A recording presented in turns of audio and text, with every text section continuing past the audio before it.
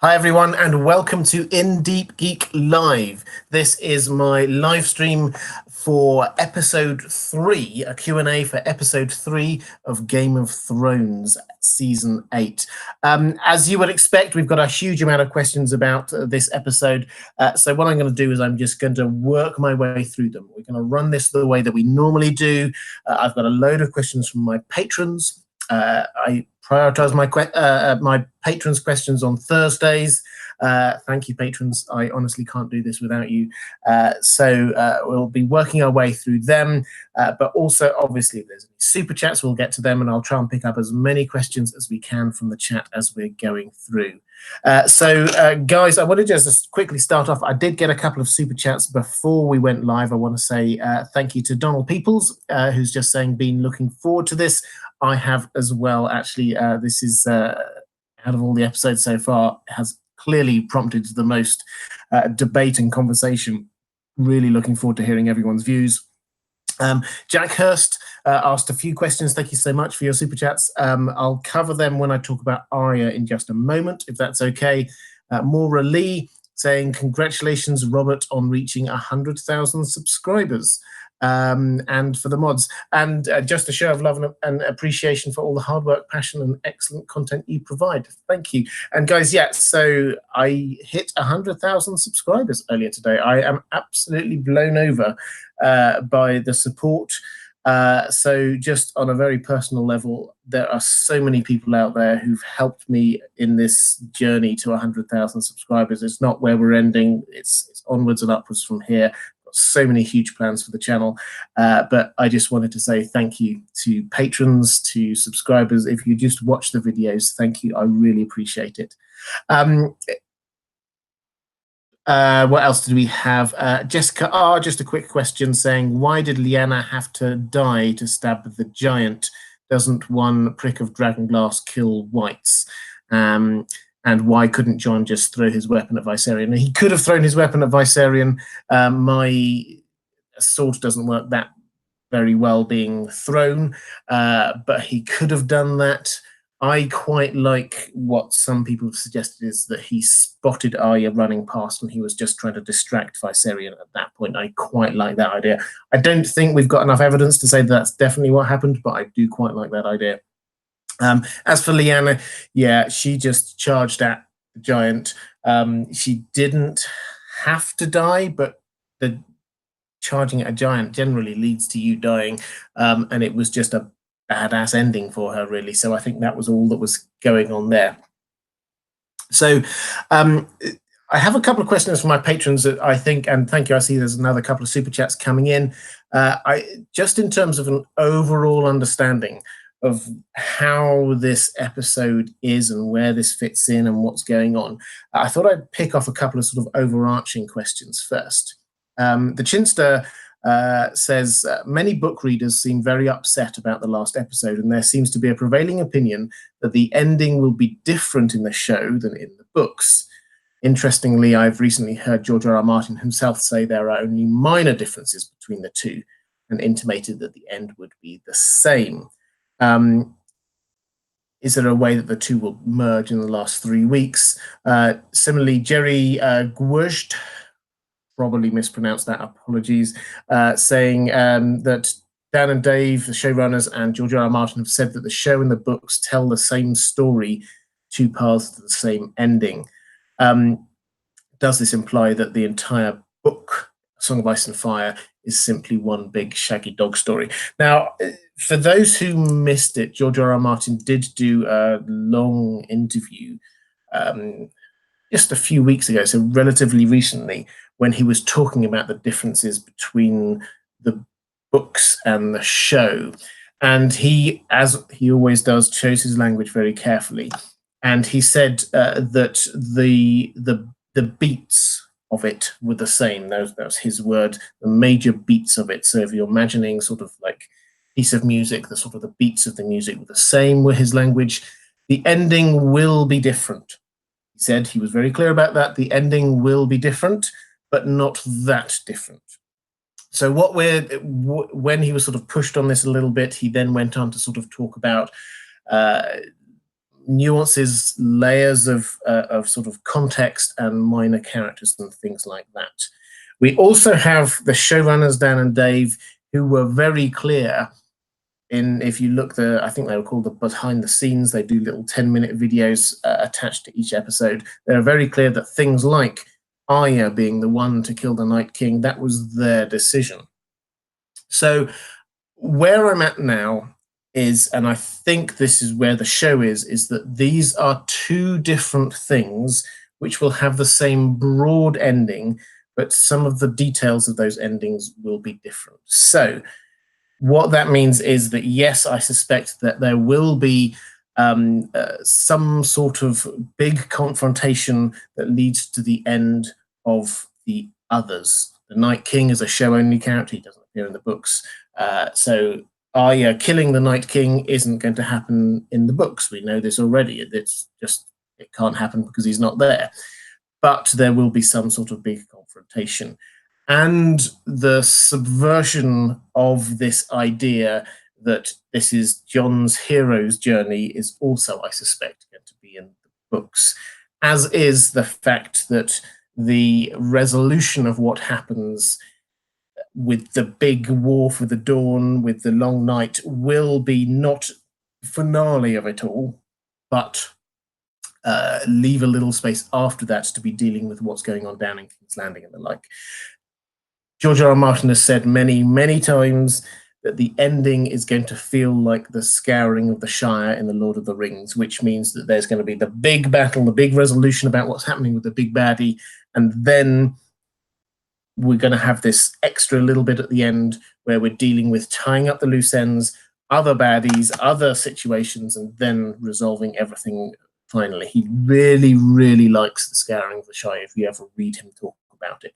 So that's my overall view, is that the things that happened with Arya in episode 3, they're not going to happen in the books. But the overall themes of what we've been seeing is going to happen in the books. So that's the context for everything I'm talking about today. And I'm trying to explain my understanding of what happened on the show. In a little bit, I'll also talk, I'm sure, and we'll ask questions about it. I will definitely answer questions about how it might be different in the books. But always keep in mind the Night King, and therefore what happened at the very end of this episode is a show-only thing. But we did get some other super chats while I was doing that little preamble. So let me just see whether I can pick up on them just to be starting with.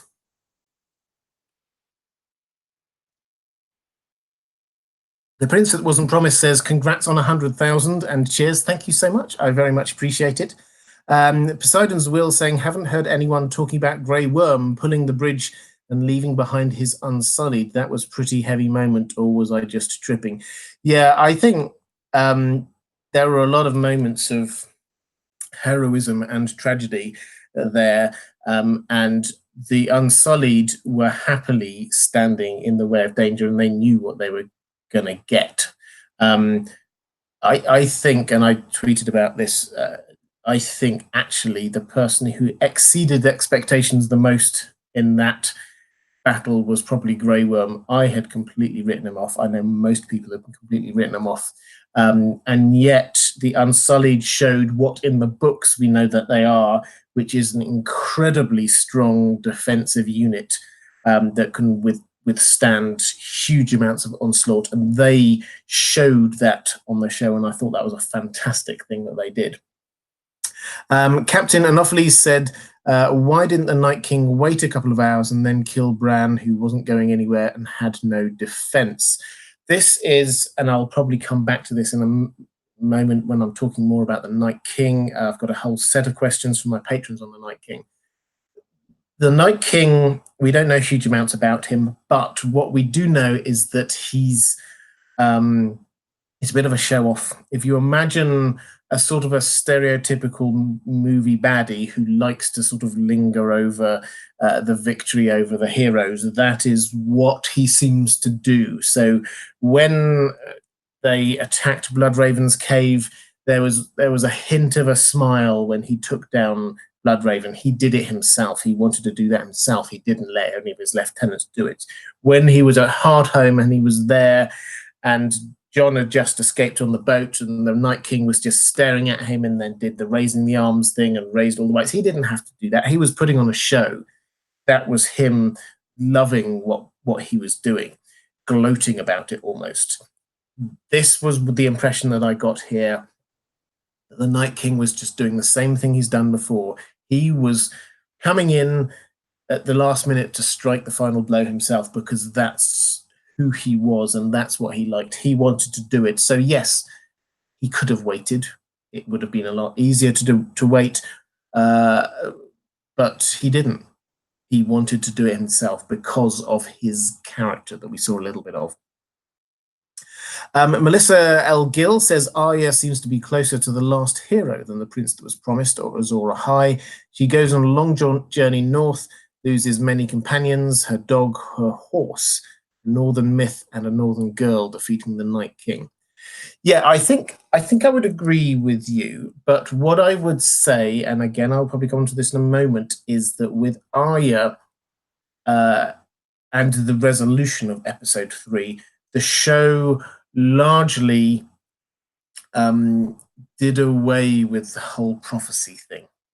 The Azor Ahai mythology, the last hero mythology, the prince that was promised, that in the show was basically shown to be so much nonsense, in my view, that they built up the idea. Melisandre clearly thought that Stannis was Azor Ahai reborn. Then Jon was the prince that was promised, and actually, no, it wasn't. It was somebody completely different that nobody expected. So I think, yes, we could, and I know many people have done this, tried to say, okay, well, how does Arya fit any of these prophecies? I think the show is trying to say, you know what, the prophecies were meaningless. This wasn't about this. This was a completely different thing that was going on here. So that's my take on it. Tina Sara saying 100K, well deserved indeed. Thank you so much, Tina. I very much appreciate that. Lucas Giorgio says, congratulations on 100K. Thank you. I saw lots of people criticize Tyrion and Sansa for not fighting in the battle. What are your thoughts on this? Thank you. So, well, there's two bits to this. The first bit is that why they weren't above ground. They weren't above ground because they got sent down below. So Tyrion wanted to be above ground, and then Dany said, no, you need to be down in the crypts. Sansa was hanging around above ground, and then Arya basically said, no, you need to go down in the crypts as well. This is for other people. So that's why they were down there. Why they didn't fight in the crypts.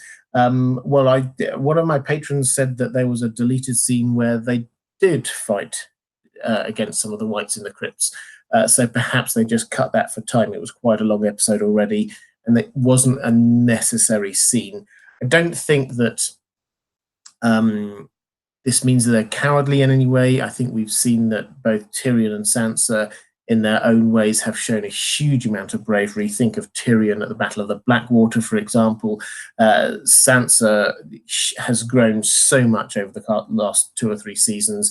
I don't think either of them could in any way be seen as cowards. So I don't really hold with any criticism of them. Philip Wolf says, can't watch live tonight, but thank you, Robert, for all the great content, and thank you, moderators. Thank you. Yes, moderators, I really appreciate what you do. It's not just on this channel, but across the piece within the whole community. There are so many comments at the moment, so much going on, so many people interested, that there is a huge amount that the moderators need to do, and I hugely appreciate what you do. So thank you. If you're watching live in the chat, please do give a little bit of love to the moderators. Boy C says, why did Arya have to do a complete 180 on her stealth and leap screaming to deliver the killing blow, negating all of her initiative and training? Okay, so this, let's use this as a way to get into Arya. It's a sort of a discussion topic. So I've seen some people critiquing the Arya sneaking up and jumping at the Night King. I think to break this down, there are three elements to this. The first element is her sneaking into the Godswood and past any whites. The second is her getting past the White Walkers, and the third is her doing her big leap. The first bit I have absolutely no problem with. I think that they chewed this up completely. That we saw, I think it was in episode 1 of the season, when Jon is there in the Godswood and then turns around and sees Arya, and it's like, whoa, how did you get here? And she's, yeah, I'm a sneaky ninja now. I do these things. Then even in this very episode, you had that whole scene in the library where Arya shows that she can sneak past whites and even kill whites silently, and they won't notice her there. So they teed up that idea that she could sneak through. It's a home territory as well. She knew Winterfell. I've got no problem with her sneaking past the whites. That's fine. The White Walkers, the impression I got was that they were trying to suggest that she ran. There was, just before you get the moment where she appears, there's this strange jump cut to a random White Walker who like turns like that, and you see his hair just like waft forward as if something's moving past him at speed. I can see the only reason why they would have included that is to show us that Arya was moving past at speed. So I think she ran past the line. They were in a line. She just ran past the line before they could react. She's been training as an assassin, as a sneaky assassin for all this time. Again, I accept that. The leap, that was purely for cinematography reasons. I think, yes, it looked like an odd angle. If you look at the way they filmed it, they had her stood on a table and then jumping from the table. It was a little bit odd, but it was in order to try and create a memorable and surprising moment for the show. So that was what was going on. The showrunners want surprise. They see surprise as a huge thing of what they do, one of the skill sets that they've got. They use this again and again, particularly since they've had more creative control. As they've moved away from the books, they like using surprise. For example, the Casterly Rock thing, when Tyrion announces, oh, here's a plan for attacking Casterly Rock, and then suddenly they're there, jump cut to over there, and then, hey, where are all the soldiers? Jump cut straight over to Highgarden. The idea there was to just catch us by surprise and go, oh, whoa, so that happened.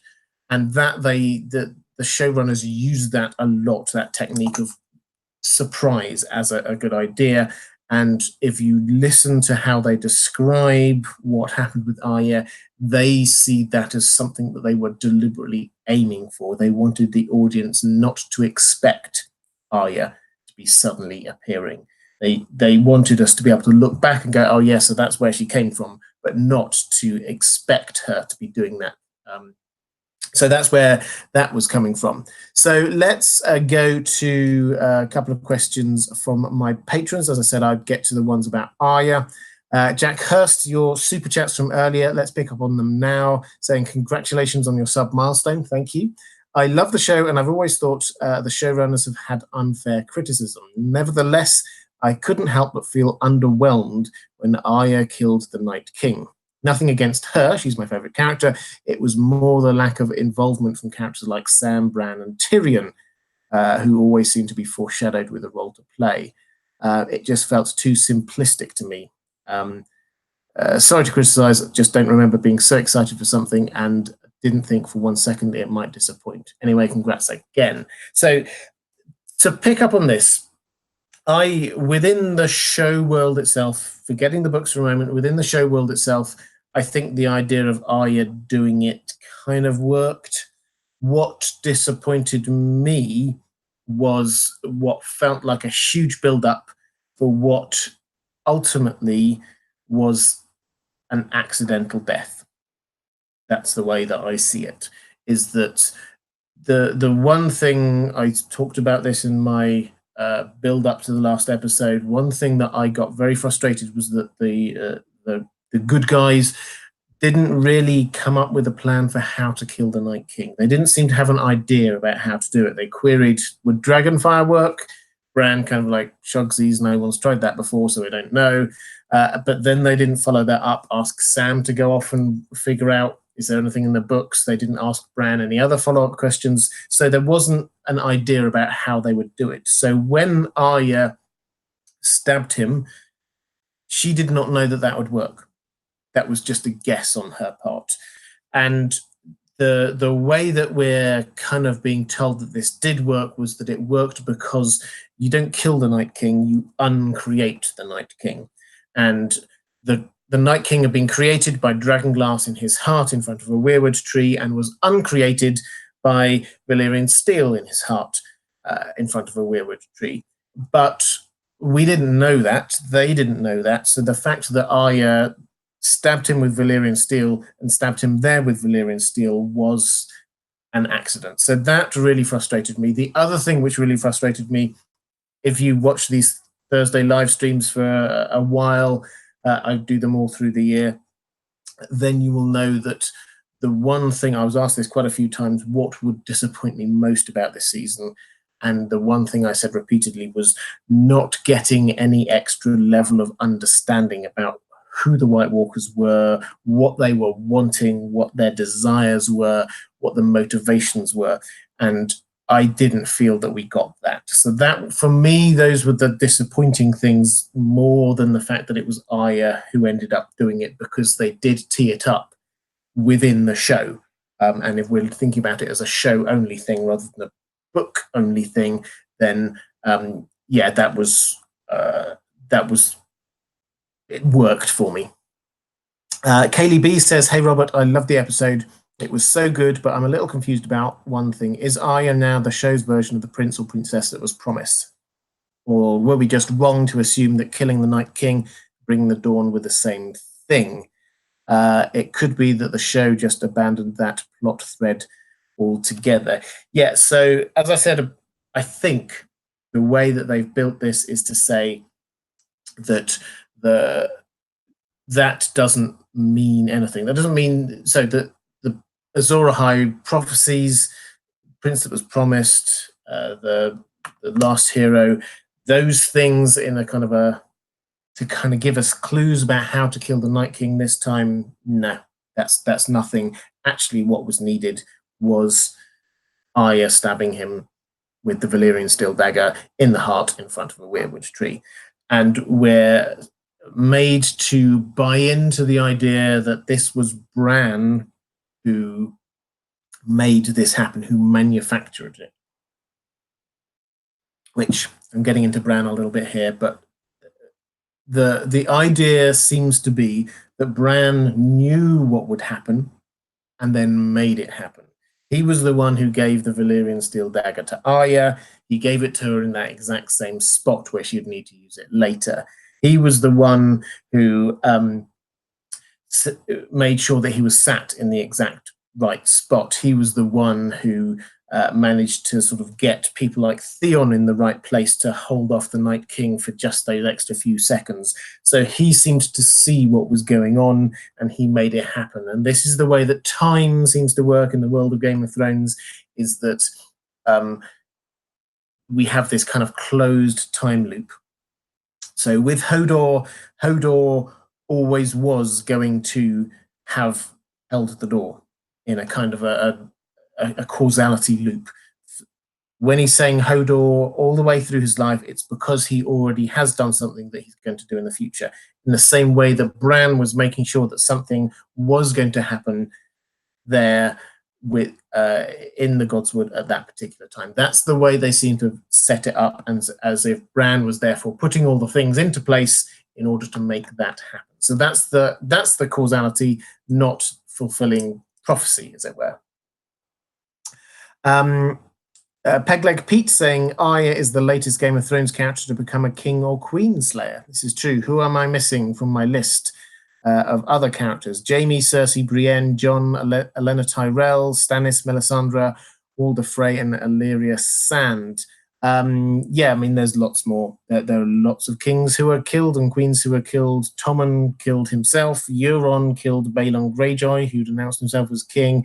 We've got, depending on who the boar who killed Robert Baratheon. So there are quite a few more. Yes, killing kings and queens is not as rare as it seemed to be implied when we're talking about Jaime being the Kingslayer. Lots have killed kings.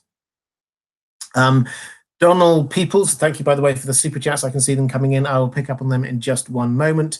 Donald Peoples says, with Arya having killed the Night King, do you think that she will kill Cersei as well? If so, what are the implications for her character arc? Now, I think this is a really interesting question in terms of her character arc. Her character arc clearly was that she was, for 7 seasons, becoming as much of an assassin, sneaky, cool assassin as she possibly could. This started right from Jon saying stick him with the pointy end, through to Syria Forel with the Hound, Faceless Men, obviously. Everything was taking her on this arc to become an incredibly efficient assassin and killer. And in order for that story arc to reach its end, particularly on the show, in the books, I think that there's a lot more to do with her identity and linking across to Nymeria. But in the books, that had to end with her killing somebody important. Now, I had in the back of my mind that this meant that on the show, they would have her killing Cersei at the end, because Cersei was on her list. Obviously, they've gone one higher than that and actually had her kill the Night King. This makes me wonder whether they will have someone else kill Cersei. And actually, I'm now starting to wonder whether my favorite for killing her in the books, Jaime, might do it on the show as well. That, for me, would actually be a really good twist back to where I personally think the books are going to go rather than the show. Might she do it on the show as well? Possibly, but I think that then makes her just this one-woman killing machine who's getting rid of all of the bad guys in the show, and I don't think they will want to go that way. Teresa Mida says, since George R. R. Martin says the main character storylines are the same as the show, what do you think of Arya being Lightbringer? Jon gave her Needle, which in the books allows her to remember who she is, and will probably in the books lead her to leave the Faceless Men to do her list of names. He also says things like there's a hole where her heart should be. The ultimate weapon to bring down the others is a broken-hearted girl who loved her brother. Yeah, I like that thinking. In the books, though, we have to slightly depersonalize the others. The Night King is a show-created character. So I don't think it's a matter of one person killing one other person in order to destroy the army. That's not the way it's going to go. It's going to be a lot more kind of nuanced. And I honestly still do not think George R. R. Martin is going to have an ending to his story where the resolution is achieved by somebody being the best fighter. That doesn't seem to be where he's going. He doesn't seem to be wanting to reward people for being the best fighter. I think he's wanting to show that war generally is a bad thing, which it obviously is. It causes huge amounts of pain and damage, and I do not think that George R. R. Martin wants to show us that the best way to resolve something like this is just to kill people. Brenda Goodrum Dotter, I think I picked up on your question about Azor High Prince that was promised question. But you were asking about whether the long night is actually over. Might there be more to come because Westeros and Essos are not yet at peace? I think that the way that they have done this is that it would be very hard for them to have the White Walkers, the Night King, everyone come back, because they've gone, and it appears from the trailer for episode 4 that they're going to start up by burning all of the bodies. So that whole army, everything is gone. I cannot see that they're going to bring the whole thing back. There might be a little twist about towards the end, showing, actually, you know what, you thought the threat had gone forever, but it hasn't. I could certainly see that. But the long night, the threat of the White Walkers, the Night King, the Army of the Dead, swamping humanity in this story, I think they have dealt with it. I think it is gone. Let's go back to a couple of questions from Super Chats. Thank you so much for all these. It's really appreciated.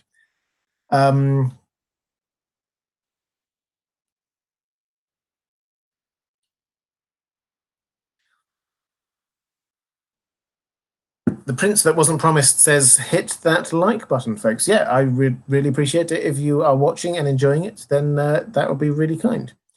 The Chinster saying, thanks for that answer. This is to a question left over on Patreon, I think. Thanks for that answer. A follow-up.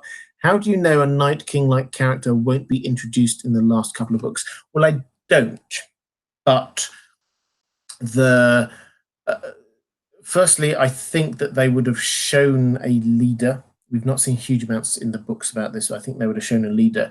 But secondly, the showrunners have said their thought process for having the Night King, and their thought process was that they wanted to show the creation of them.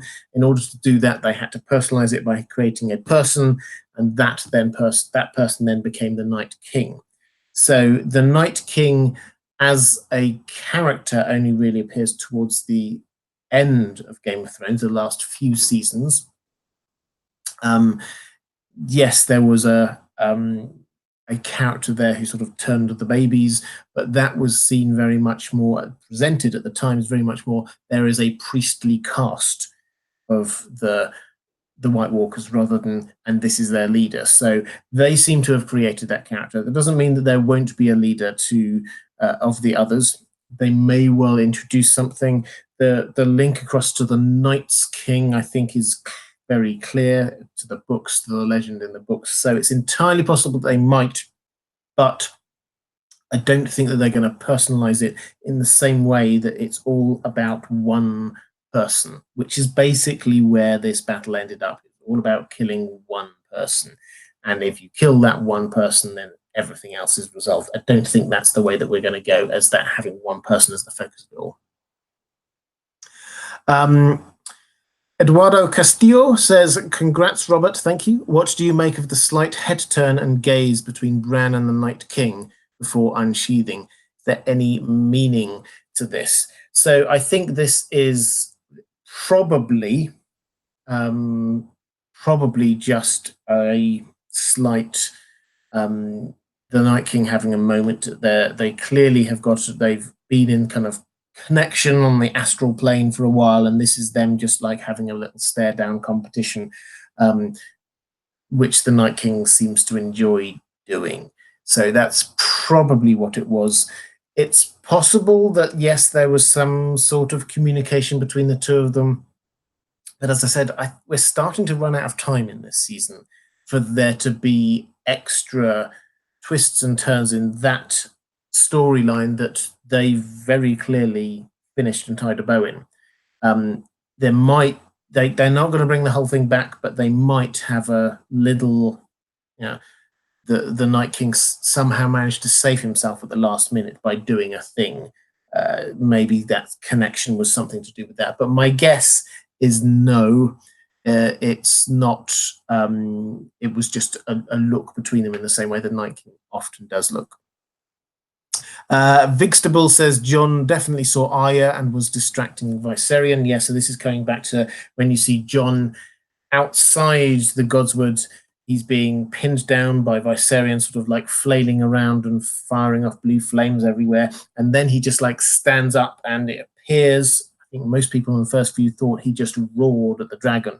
And it felt a little bit odd. Why would you do that if you're just if you're trying to survive? He wasn't to know what was going on exactly there, but he could guess. Some people, having watched it back, think that actually he's shouting "Go, go, go," not at Viserion, but at Arya, who he sees running past. I like that idea. As I said, I don't think, and what I've not done is watch that bit on subtitles to see whether they actually put the subtitles there of him saying that. If so, then I think definite. But yeah, I like the idea a lot. RNP272 says, do you think we'll find out more about the motives and history of the Night King in the books?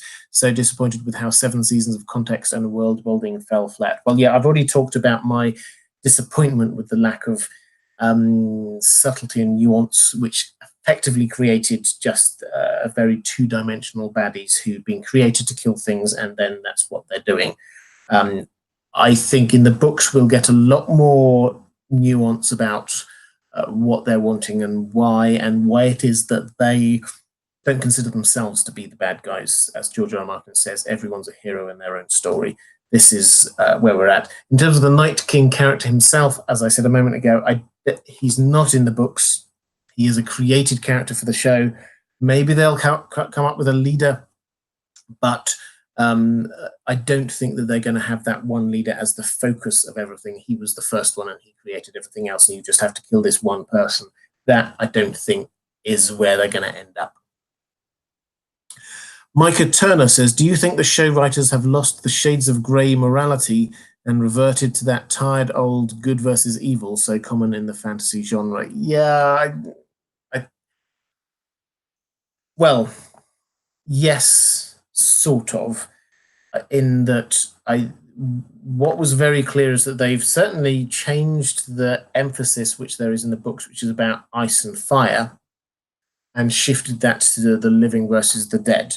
And that has been very apparent. I still remember when Jon was giving a little speech about how this is the living versus the dead to Beric, and it's like, hang on a moment, Jon has been raised from the dead. Beric has been raised from the dead many times.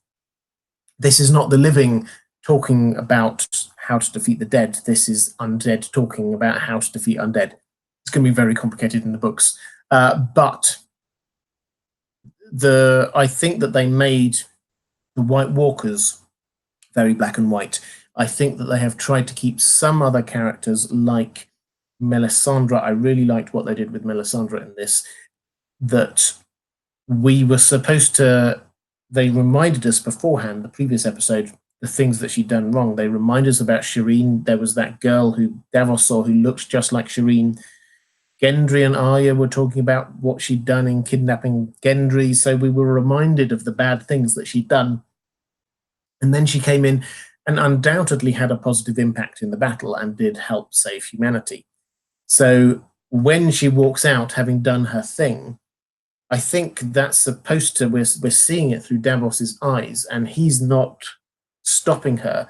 And I think we're supposed to be slightly conflicted about Melisandre. We're not supposed to forget all the evil things she did, but also we're not supposed to ignore that she did have a positive impact. And I think that some characters, they've kept that moral grey.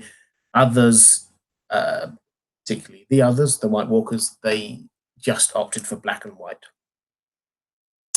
Sword in the Darkness, thank you very much, says, because Jon and Dany are being set up as heroes means they will not be. George R. R. Martin loves to break tropes. George also has been leading us to a story that empowers women, so why not Arya?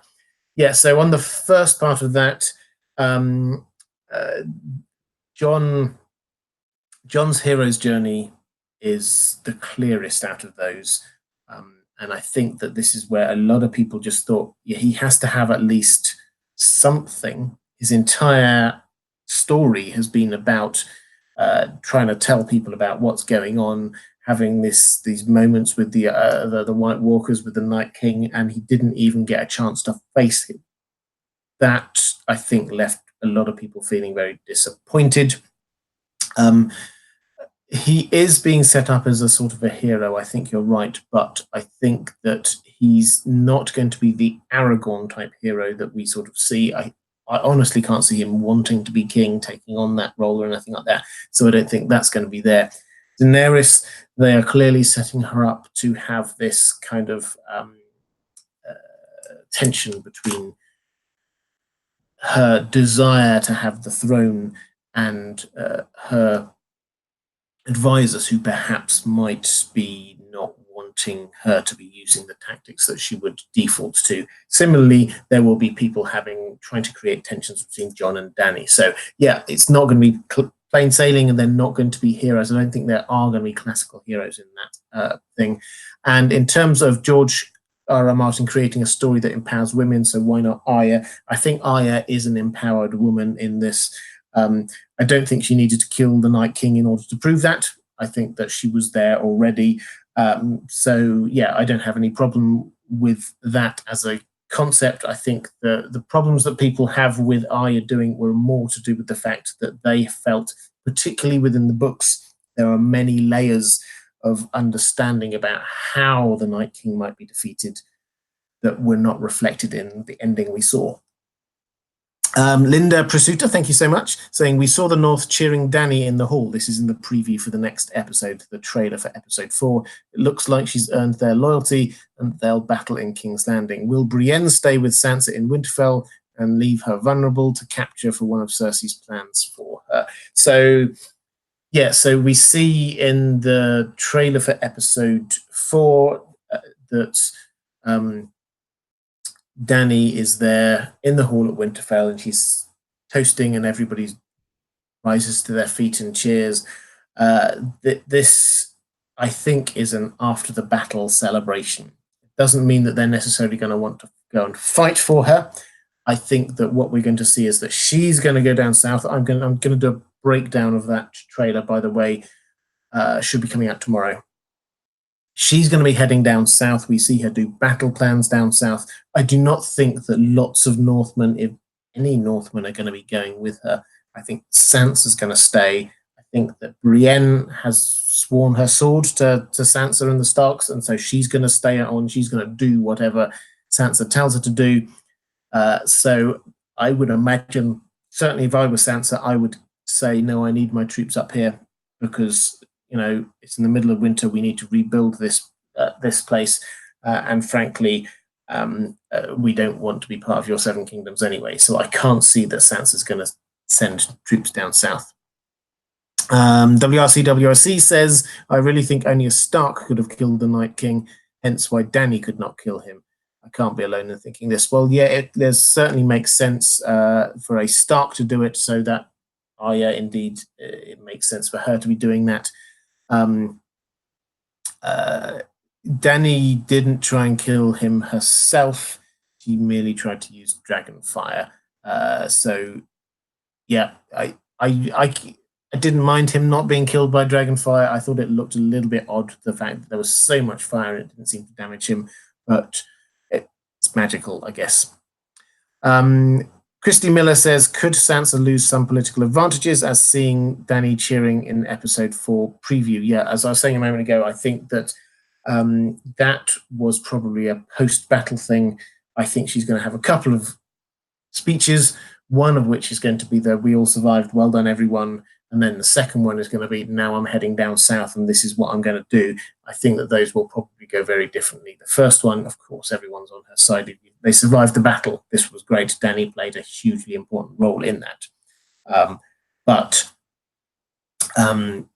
when she says, now we need to go down and retake King's Landing, I can't see that the Northerners will want to do that. So I think that she will have a slightly better reception on the first one than the second. Jake Trundle, first live chat. Welcome. Great to see you, and thank you for the super chat. It may not be the best, but too much hate for the Battle of Winterfell. Hope the books do better. Congrats on 100K. Thank you. Thank you very much. Yeah, I think the books will do better in as much as it will be a lot more layered and a lot more nuanced. Indeed, whether there will be a specific battle like this is an entirely different thing. The showrunners do like having their set-piece battles. George R. R. Martin tends not to do that so much. So, yeah, I would agree that there has been too much hate from some parts for this episode, and I think that it's because of a dislike of one element being what happened at the end with Arya, that there are a huge amount of very positive things that most people would agree on are pretty good. The 10-minute almost silent opening was, I think, fantastic. I think most people loved what happened with Theon and the way that he got a sort of a resolution and ending. I think that there were some scenes like the Dance with the Dragons, when the dragons were fighting, that was everything I'd hoped it would be. So there are some things that if you set the ending to one side, most people would accept as being actually really quite good. It's just that the ending was so pivotal to our understanding of the whole series that I feel overshadowed a huge amount of it. Your mileage may vary on that, though. You may think different things. Captain Anopheles saying, does Bran's "nobody has tried it" comment prove that the Night King is a cyclical enemy? Not necessarily, but he did seem to come, so certainly in the books, and it also seems to be the case on the show, there was a first long night, and then this comes back to be what potentially would have been the second long night. And what Bran is probably talking about is that nobody tried burning with fire because the dragons weren't around in the Westeros at the time. So literally nobody has tried it. NYNTY5, love you, Aya, just rolled over the static whites. Yeah, I think so. I think she just snuck past the whites and then rushed past the White Walkers, as I said earlier. Ricardo Guira says, did the Night King infect Arya with his touch? I've got some other questions about this, I think, from my patrons, which I'll get back to my patrons' questions in just one moment, actually. So a lot of this thought comes from Vladimir Furdik, who's the actor who played the Night King, and he tweeted out a few days ago what could have been quite a trolling tweet when he was just saying, just think about it, the Night King transformed Craster's babies by a touch, transformed Viserion by a touch, and he touched Bran. What might that mean? And obviously he also then touched Arya during this episode. I think there's a big difference between those things, though. Perhaps he was hinting at something, but I think that if it was actually a big spoiler, then they would probably have taken it down. But with Craster's babies, he was turning them into White Walkers, and there is no hint, and that you could see by their eyes turning blue, there was no hint that happened to either Bran or to Arya. And then with Viserion, he was making him a dragon white or whatever he was. And similarly, he then came onto his side, and there was no hint that either Bran nor Arya suddenly was on his side, even if he could do it to a live person that was not a baby. I don't think he could. Oliver Olsen says, I would have liked Bran, Theon, Melisandre, or Jon to use their talents to stall Arya, or at least Dany's dragon to burn off his clothes and expose a weak spot. It would have been nice for others to help. Yeah, I think so, but I think that I agree. It did seem as it was just Arya just did it, nobody else could do anything, and everyone else failed. The way they were trying to get us to understand it, though, I think, was that this is all part of Bran's plan. Bran had tried to get them all set up to do the things. So when he said to Theon, you're a good man, that was a cue to Theon to feel free and able to die, and therefore do the charge. And that charge actually saved 10 seconds, and that 10 seconds allowed Arya to get close. I think that we're supposed to see what Dany did and what Jon did were just the right amounts of holding everything back and in place in order for it all to slot together for Arya to get there. I think that's the way they're trying to make us understand it. Yes, personally, I would have loved there to have been a bit of a showdown between Jon and the Night King, rather than just doing the same kind of thing that happened last time with him raising the whites and Jon not being able to get to him. I would have liked to have some bit more of a showdown there. Dany, I don't think her story has had so much to do with what's going on with the White Walker and the rest of it. So I don't think she's earned that as a character so much. Her deal, her denouement is more about what happens down with the Iron Throne. So that's where she's going to be ending. Melisandre, I think, however, she used her knowledge and understanding of what was going to happen, or her guesswork and what was going to happen, to push Arya where she was going. It was perhaps not as obvious, but so when she first goes, oh Arya, I've seen you before. I've told you that you're going to close green eyes and brown eyes and blue eyes, nudge, nudge. And then Arya just like hangs around for a while. And then she goes with the one, what do we say to the god of death? And it's almost as if she's like trying to push her there, but she needs Arya to make the connection herself. So I think that was Melisandre doing her thing, which other than that, it seems Arya wouldn't have had the idea to go off and do what she did. Joni Cash says, hey, Robert, you're the light in the darkness. Thank you. Did you catch the possible foreshadowing of Sansa and Tyrion reunion? Possible marriage or betrayal? Yeah, I think they played that reasonably heavily. They were even holding hands, I think, at one moment, and Tyrion kissed her hand. Definitely there was something going on there that they're going to be playing on more. This is going to be one of the big themes coming up in the second half of the season, is the Tyrion Dany rift that has been bubbling along for a couple of seasons now. The Sansa Dany rift that was very clear that from last episode with her wanting independence, and the people picking sides as and when they discover that Jon is actually a Targaryen. So yes, I think that was trying to tee that up for later on. And if Dany isn't there, that seems to be Sansa's only objection to them being married. So, or if Tyrion's not in Dany's camp. So they were definitely teeing it up. We'll have to see where that one goes. Sword in the Darkness says, the Night King does not exist in the books, so is it really important who kills him in the show? Yeah, I agree. I think this is the point I've been trying to make, is that it's more about how the army of the dead, how the threat from the others, the White Walkers, was ended.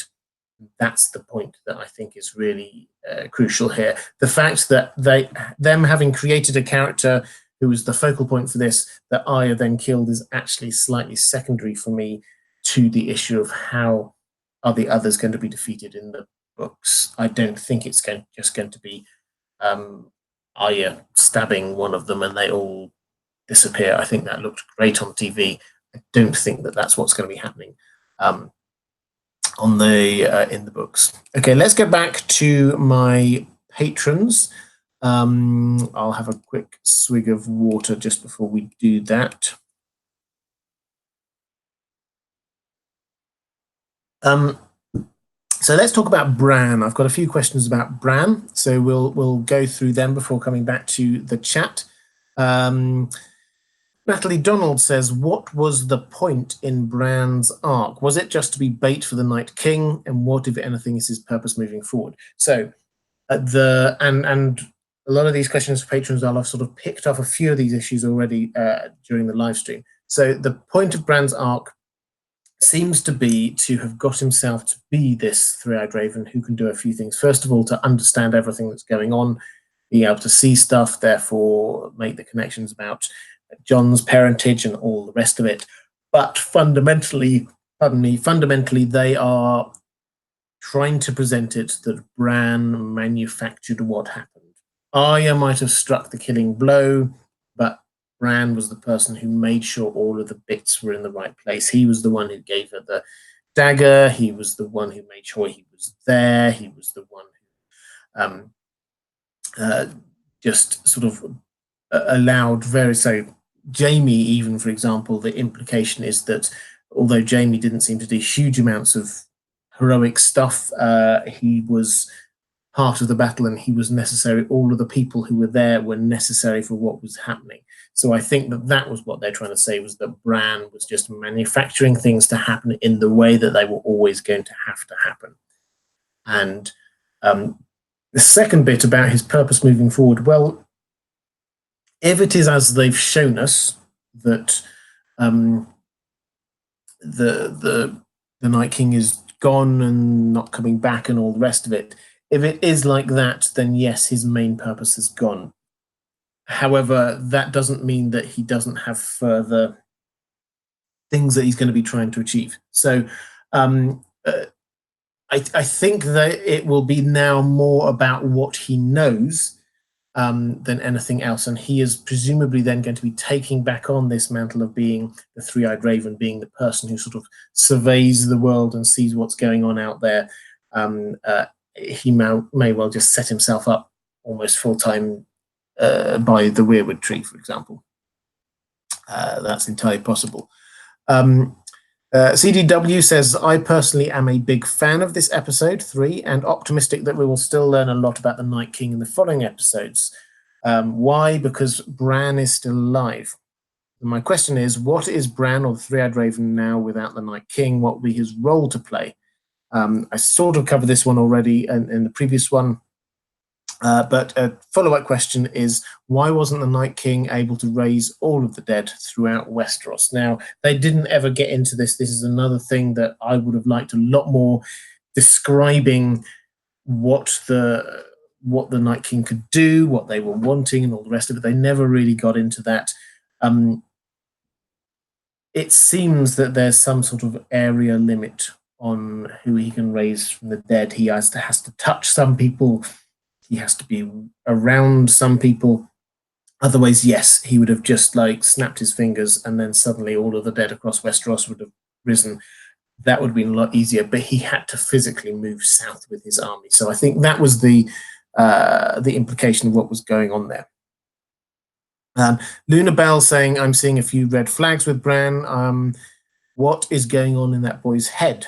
If one of my kids or brothers told me they weren't really the same person anymore, I would beg for some clarity. Seriously surprised only Tyrion bothered to sit down with him. Yeah, again, this is another gripe I had with the series, is that nobody has, other than Tyrion last episode, nobody has actually asked Bran what was going on.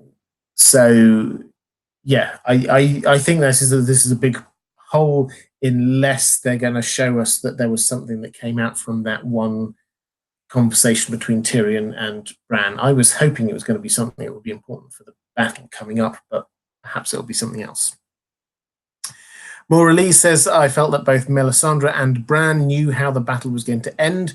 Don't think that either of them would have said anything, though, because they did not want to give too much away. It might have affected people's decisions and thereby affected the battle's outcome. What do you think? Yeah, I agree. That's entirely what I think the showrunners are wanting us to think was the case, is that Melisandre didn't want to say, you need to go and do this.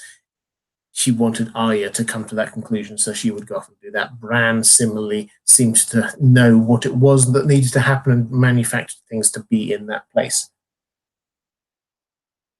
And then him saying, you've got to do this, might affect it actually coming out. People need to make their own decisions in that battle. Anne Clough says, I know it's slow motion, but even so, it seemed that Bran and the Night King exchanged a long, meaningful glance. Do you think there was some communication between them at that moment? Yeah, I covered this a little bit earlier. I think it's possible, but I don't think that this means that they're going to bring back the Army of the Dead. I think that the Army of the Dead has gone. We're moving on now down to King's Landing. That's where the story's now heading. They might have a little twist somewhere, but I don't think it's going to be a major one. Valerie Cross says, do you think that anything of what's contained in a Reddit post you linked to me to has any merit? That was talking about Bloodraven, the Three-Eyed Raven, working with or for the Night King. Personally, no, I can't see it, because if you believe that to be the case, you have to accept the fact that why on earth would the Night King kill Bloodraven? He didn't have to. We saw it happen. There were no other witnesses. There was no need for him to do that. Similarly, why on earth, if that were the case and Bran had brought the Night King there, why on earth would he just then destroy his army like that? Bran clearly set things up, I think, for them to be the case. There seems to be no clear logic behind this idea that they're working for the Night King, because everything we see them do is against the Night King. So, no, I don't personally think so. Bond says, where did Bran go in his 35-minute trance? I actually put this, I put to my patrons every now and then. I've done it's the second time I've done it this season. Question of which video do you want me to cover next? And the overwhelming favorite was answering this question of what was Bran doing during that time when he went off and had his trance in the Godswood. So I will be answering that one in a video. So although I normally spoil my things here, this time I think I'll just wait it, because I've got a lot of other questions to get through. So that video should come out in a couple of days, I hope. Brenda Goodrum Dotter says, do you think Bran never shared much information about what he knew? Why do you think they never shared much information on what he knew? And again, picking up on the thing with Tyrion, I think it's, as I said, he didn't explain what he knew because he wanted people to make decisions. He didn't want to influence it in order to make sure that it happened, because otherwise it was him making a thing happen, and he wanted people to be making those decisions. And then Annie saying, your thoughts on Bran and Arya being touched by the Night King. Already picked up on that question. So let's go back to the chat. Thank you guys. So many of these super chats coming on. I really appreciate it.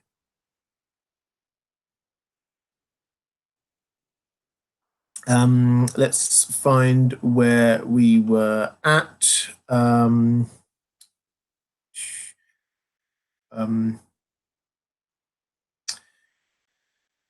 Lucas Giorgio says, is Jon not saving Sam going to come back in any way? So Jon saw Sam being overwhelmed and didn't go and save him.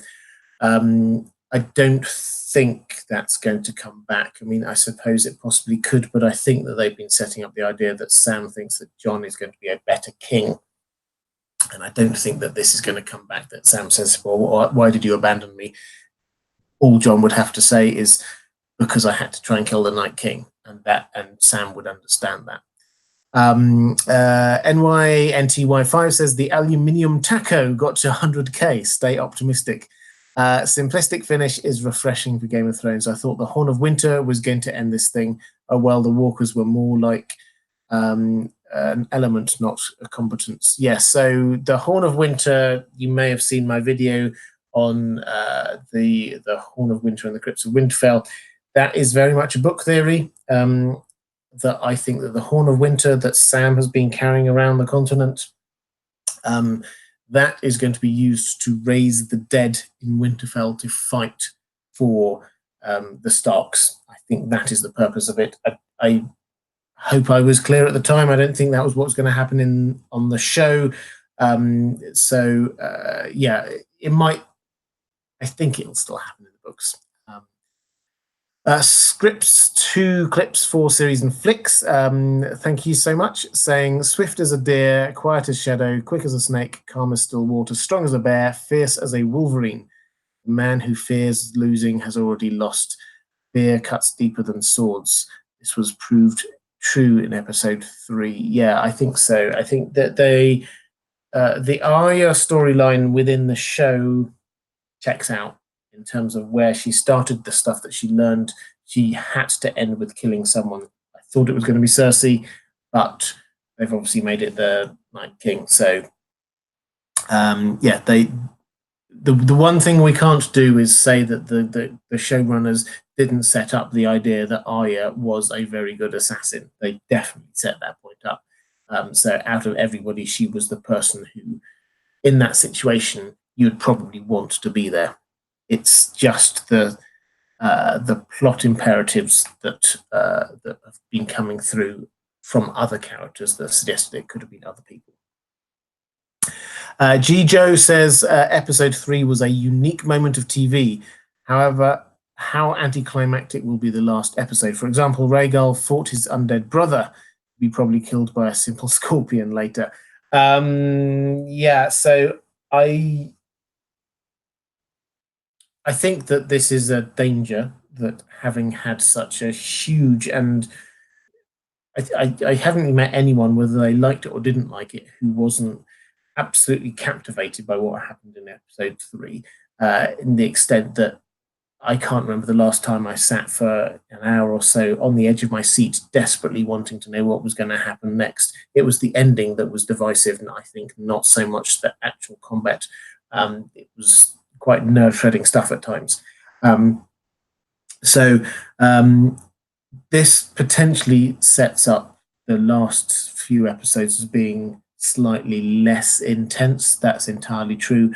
I think, though, that if they're going to go down this idea of the Scouring of the Shire, the kinds of things you could certainly imagine happening in the last few episodes, Cersei potentially threatening to blow King's Landing, having to fight against time to try and get that.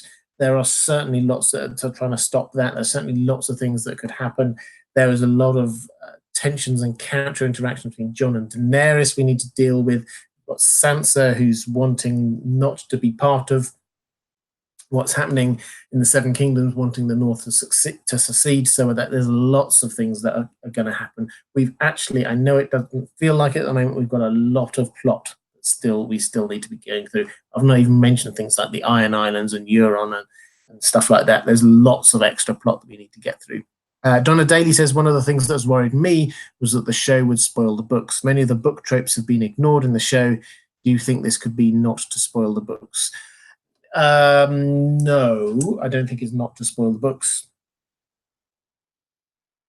I'll explain my understanding of what happened with George R. R. Martin sort of moving away from the show. So for the first 4, maybe 5 seasons, George R. R. Martin felt that he would finish the books. This is what he said. This isn't me making this stuff up. This is what he said.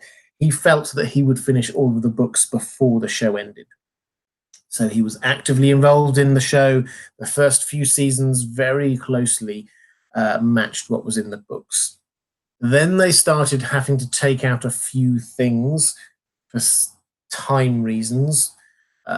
George R. R. Martin, for example, said he didn't like the fact that Lady Stoneheart wasn't in it and things like that. But they took out, I mean, the bigger thing actually was the Aegon thing, which they took out. It's a huge plot in the books. It's going to be even bigger in Winds of Winter, I'm absolutely sure. So that whole thing, which led to Dawn not having so much going on, that has been taken out. But the big shift happened when George R. R. Martin realized that he wasn't going to finish the books before the TV show ended. Then at that point, again, this is him saying this, it was in this interview, 60 Minutes or something like that. Then he had the showrunners around for a few days and they talked through what George R. R. Martin's current plans were for the ending. He says they didn't cover all of the minor characters, they didn't have it, but he was confident that they took away what he calls the major beats of the story, and therefore he thinks that yes, the ending will be different, but not very different. And actually, he came up with a quote. Let's see, I think I found it before. I'm glad this question came up. When he's talking about how people will react to the ending of the books. And he says, there will be a debate, I'm sure. I think there will be a lot of people who will say, oh, Dan and Dave's ending is better than the one George gave us. It's a good thing they changed it. And then there'll be a lot of people who say, no, Dan and Dave got it wrong. George's ending is better. And they will all fight on the internet. And there will be debate. And that's fine, he says. You know, the worst thing for any work of art, be it a movie or a book, is to be ignored. So George R. R. Martin seems to be actually really quite relaxed about the fact that there will be differences, and some people will prefer the books and some people will prefer the show. And he's okay with this as a concept. The original question about whether or not, therefore, they made the changes in order not to spoil the books, no, because I think they were given free rein to do what they wanted, and George R. R. Martin has taken a step back. So that's why they say they decided about 3 years ago that Arya would be the one to kill the Night King. So they created a character called the Night King. Then they had to figure out who was going to kill the Night King, and they decided it was going to be Arya. That was not in reference to George R. R. Martin. And it's not an attempt not to spoil the books. They're trying to create what they think is the best TV show possible. Marvin Martin says, saving the world halfway makes it hard to care now. Yeah, I think everyone, as I said, everyone's got slightly different views on this one. Danielle Morphy 316 says, Danny says root and stem in reference to Cersei. Last time we heard that, it was in reference to wiping out an entire family. Arya as Walder. Coincidence? It might be a coincidence. I mean, they probably were aware of it, But I think what she was trying to do was not say, "I am going to kill every Lannister under the sun." I don't think she's suggesting that. She might not be 100% with Tyrion at the moment, but she's certainly not in the world of "I'm going to kill him." Similarly, Jaime, she's allowed him to stay. So I don't think that that's what's being said here. I think she's just saying, "I'm just going to take every bit of Lannister influence in King's Landing, and I'm going to take it over for myself." I think that was colloquial use of the language rather than a deliberate harkening back to suggest that she wants to kill all Lannisters. Morgan Batista says, "Do you think Qyburn will have an army of his own undead waiting?" Certainly in the books. On the show, yeah, I think he might well do. So they gave the hint there. So Robert Strong, the Undead Mountain, is his prototype. He's not finished work there.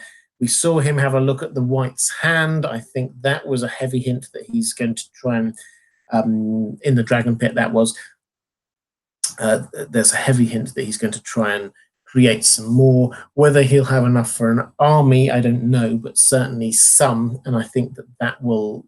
I mean, I hope they might just not do it, which I think would be quite a disappointment. But they've set it up to make it a thing that could happen, so I don't see why they won't. RNP272, thank you very much, says, "Are we ever going to find out the significance that there must always be a Stark in Winterfell, or the North remembers? I feel so frustrated with the show at the moment." Thanks for taking the time to answer our questions, as always, Robert. You're very welcome. I really enjoy having all these different questions. I know they're flying in from all over the place, lots of different angles, but I think this is the way that we, as a community, get our heads around what we've just seen and try and work out where are we going forward with this. So in terms of this question, are we going to find out significance that there must always be a Stark in Winterfell, or the North remembers? I think they're playing the North remembers as just being the North remembers that there was a long night before. That's the way they're leaving that. There must always be a Stark in Winterfell. I think that has resonance in the books that it will not have on the show, because in the books, the reason why there must always be a Stark in Winterfell is because each generation of Starks has to bury themselves or get buried down in the crypts. And I think that is the defense mechanism against the others. As I said, the Horn of Winter will raise them, and therefore you have an army of dead Starks fighting for you. So I think that is why it's the case in the books. On the show, they didn't go down that route, so I think they're just having it as like a catchphrase. It's actually just, if you take out everything else, it's quite cool for the Stark family and useful for them in a kind of a realpolitik way for this to be a saying that there must always be a Stark in Winterfell, because it helps them keep their control of power. So I think that's basically just where they're going to go. Rachel M says, "RIP House Mormont. Do you think we will see any more houses go extinct? Dany's root and stem comment in the trailer could foreshadow the end of the Lannisters." Reminded me of the phrase downfall. Yeah, we were talking about that in just a moment ago. I don't think that she means that on face value, that is what she's going to do. But yeah, that it's possible that could be foreshadowing of what may happen. I hope not. I'm hoping Tyrion survives, but we'll have to see. Will we see any more houses go extinct? Well, we saw, I think, a few more in the North go extinct. We're kind of starting to run out of houses now, to be honest. So it wouldn't surprise me if House Targaryen per se gets extinct before the end, by which I mean I'm not 100% convinced Dany will survive. I don't think the Iron Throne will survive, and I don't think that Dany will survive. Captain Anopheles saying, "Will the Arya problem be solved if she is shown to be an active agent of the Faceless Men?" Also explaining Hagar's first appearance in season 1. I think she is. I did a whole series of videos on the Faceless Men. If you want to go check them out, that was from 18 months or so ago now. There's a playlist you can find on my channel called something like Magic Maesters and the Faceless Men. So I think that she is an unwitting active agent of the Faceless Men. I think that they took her in, they're training her, they trained her up, and they are very happy for her to go off and do the killing that she was going to do anyway. I think that they were very happy if she would go and kill Cersei, and I think they'll be very happy with her killing the Night King, but I don't think they specifically have sent her out in order to do those things. Infamous 1503 says, thoughts on a prediction. Jaime kills Cersei, and it has to do with her killing Brienne. I think in the books it will be a recreation of the Mad King. In the show, I think it will have to do with his love for Brienne. Yeah, I think in the books, I'm with you that this is certainly where I see Jaime going. I think that you're probably quite right that there will be a chance for him to save King's Landing again if she starts going Mad Queen. She certainly seems to like to use the wildfire to blow things up. I think that might happen. It's entirely possible that Jaime might kill her on the show. I don't think she's going to kill Brienne. I still, simply for narrative arc reasons, I love the idea that Brienne is going to be the person who ends up updating Jaime's entry in the White Book so that he actually gets remembered for the deeds, the good deeds that he did, not just for the bad spin on the things that he did, if that makes sense. Amy Adelphio says, I was surprised that the showrunners didn't take Sansa in the crypt as an opportunity to call back to how she calmed the other ladies during the Blackwater. Her coldness showed poor leadership, in my opinion. Yeah, I was expecting them to link across to that. I don't know whether there are any missing scenes from that.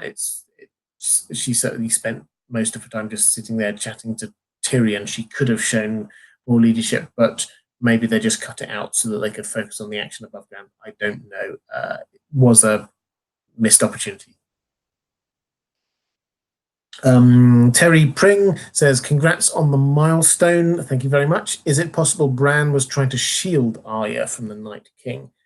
I don't know. I think in terms of shielding her from the Night King, I think that he was creating the conditions which were right for her to be able to do that. I think that he wasn't like putting a magical ward around her. I quite like the idea that when they're having their little staring thing, Bran actually looks down at his chest area, then looks back up again. I quite like the idea that that's sending a subconscious message of, I understand how to now kill you. So allowing Arya to do that as if that's the way she has to kill him. I don't think he was specifically trying to shield. I think the where Bran was seated allowed Arya to have that run up. So perhaps that was part of it. Christy Miller says, R.I.P. Dothraki. Yeah, they had a quite ignominious end. I felt a bit sorry for them. They had to charge into it because the horses are no good. The cavalry is no good as a defensive position. But simply charging off into the darkness and then not returning, it didn't feel good.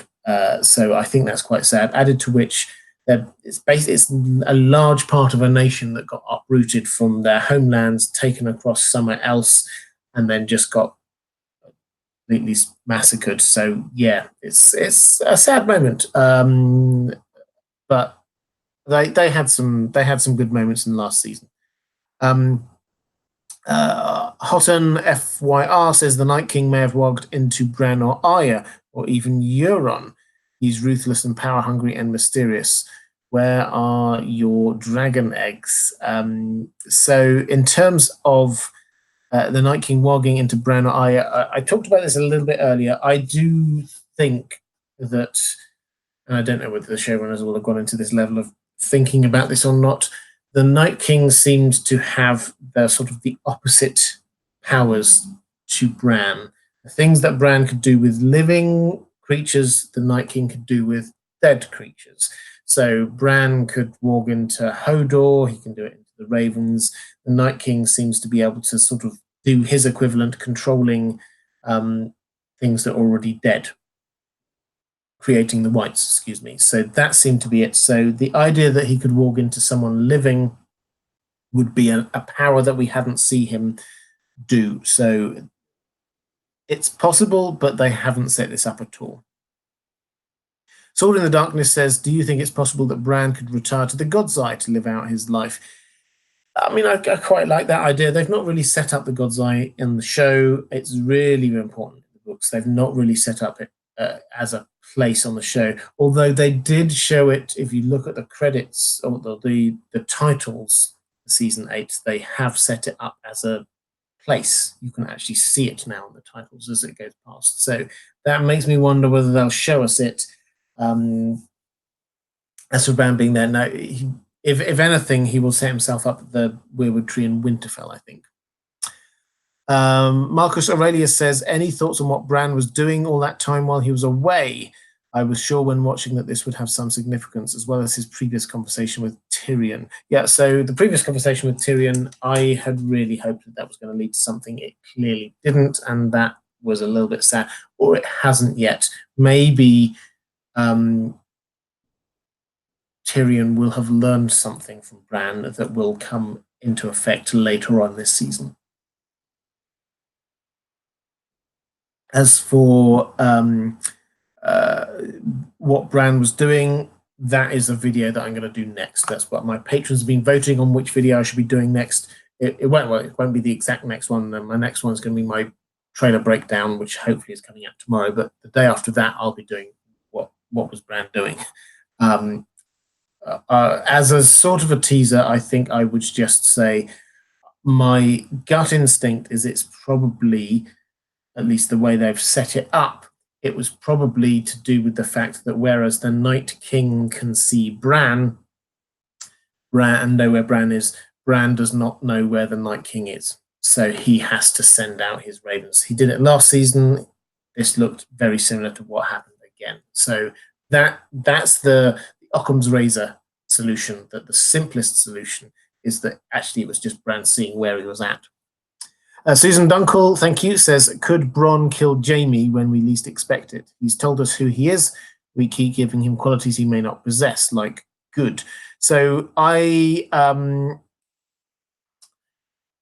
definitely going to get a confrontation between Bronn and one or both of the Lannister brothers. But my gut instinct is that he won't kill them, not because he's turned good, so to speak, but because he will remember that Tyrion at least has promised to double whatever anyone else pays him. So I think that he will come to an understanding of what that is, and I think he will see Daenerys fall and realize that actually he's better. Sorry, not Daenerys, Cersei fall. And I think that he will realize he's actually better off with the Lannister brothers. That's just my gut instinct. I hope he doesn't kill Jaime. I think that Jaime needs a slightly nobler ending than that. Let's go back to questions from my patrons. I've got some questions about the Night King that I should go through now.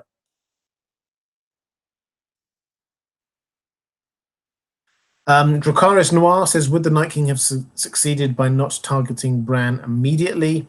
Bran didn't provide any new information about defeating the Night King, so the urgency of killing him doesn't align with the end goal, and Bran is marked so that the Night King can always find and kill him after he's overrun the world dead. Well, yes, absolutely.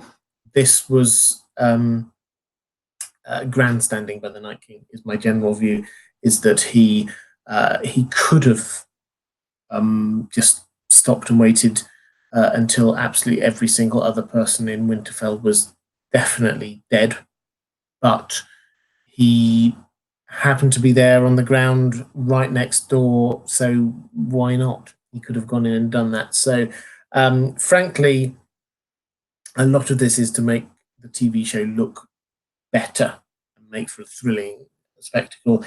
He could have, given the fact that he created the storm, and Jon and Dany couldn't see him, he could have just flown over to the Godswood and just done flame and killed Bran like that. That would have worked a lot better, but it wouldn't have created the spectacle. So, yeah, he could have done, but for the rules of TV, then no, he didn't.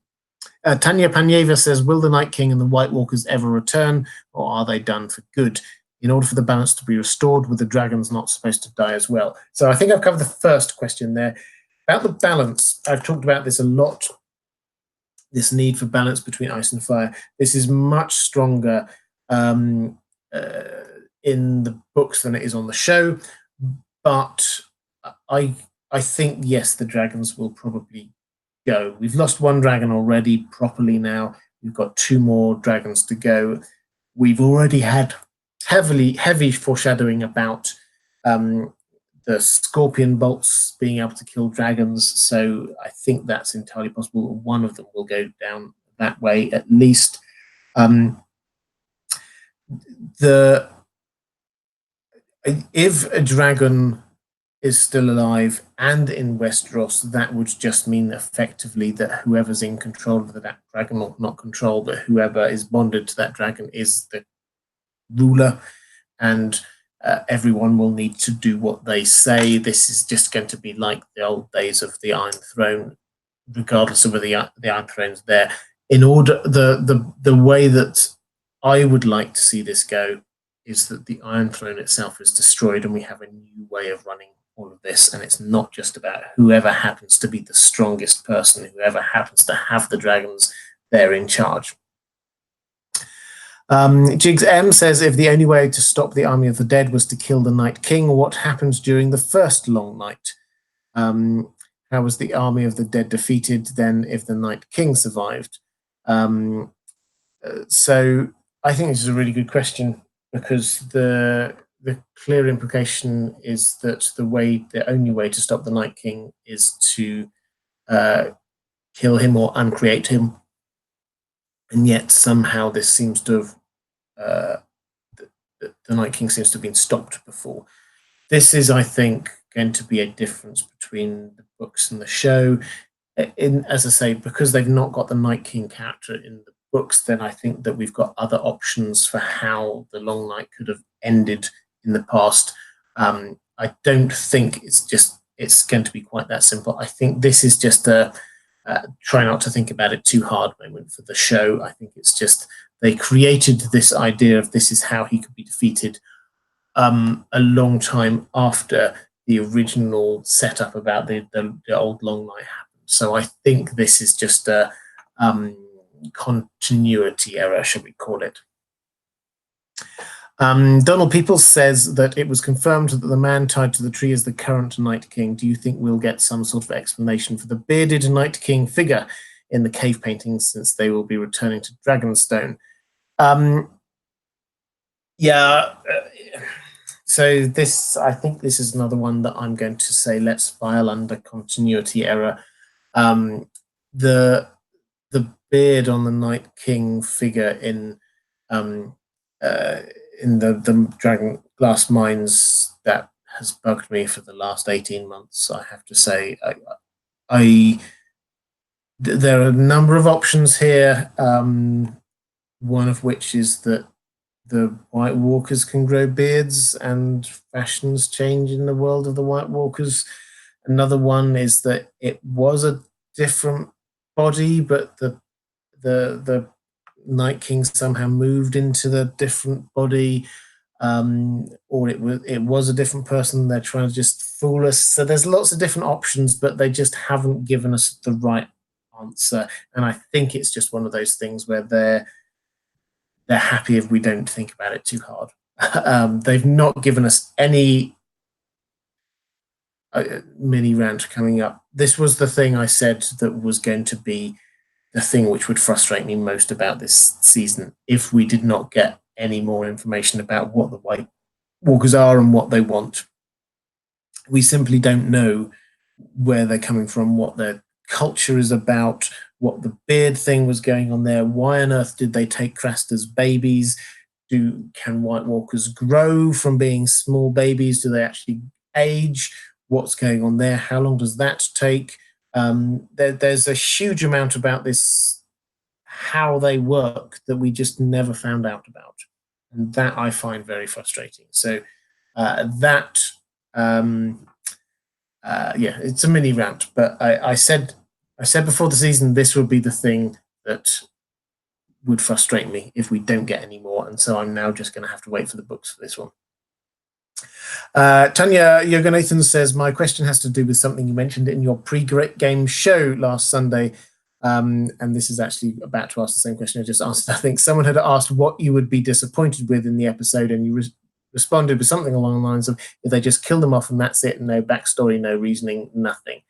That's essentially what happened. But in your review of the episode, it appears that you weren't as phased as one would have thought. Did your perspective change, or were you just being nice? No, these are different things. I was and am frustrated by that. What I was less frustrated by, and it's a matter of technicality, I know, but I tend to do explanatory videos rather than reviews, so I don't tend to say huge amounts about what I personally felt about an episode so much as trying to explain what was happening in an episode. But the thing that I was more positive about there was Arya, in as much as they had given us the clues within the show that she might be doing this. And yet it was still a surprise. And that was the thing that worked for me, is the fact that they managed to create those beats that took her inevitably to where she had to be. It wasn't that I was happy with the fact that the White Walkers had gone before we actually knew anything about them. That I wasn't and am not happy about that. Aveline says, I really enjoyed this episode, but was disappointed we never found out more about the Night King. Indeed, do you think that they are saving this reveal for the spin-off? I think they may well show more stuff in the spin-off. They're calling it the Long Night. Clearly, they're going to have to include some White Walkers in there somewhere along the way in order to justify it being there. They haven't officially decided to call it the Long Night, but George R. R. Martin, who is part of the team developing this, is calling it the Long Night. That's what he says he thinks they should call it. So yes, we will. I do not think that this was a deliberate thing by the showrunners to give allow there to be some reveals in the spin-off. They're just doing their thing and allow other people to pick it up afterwards.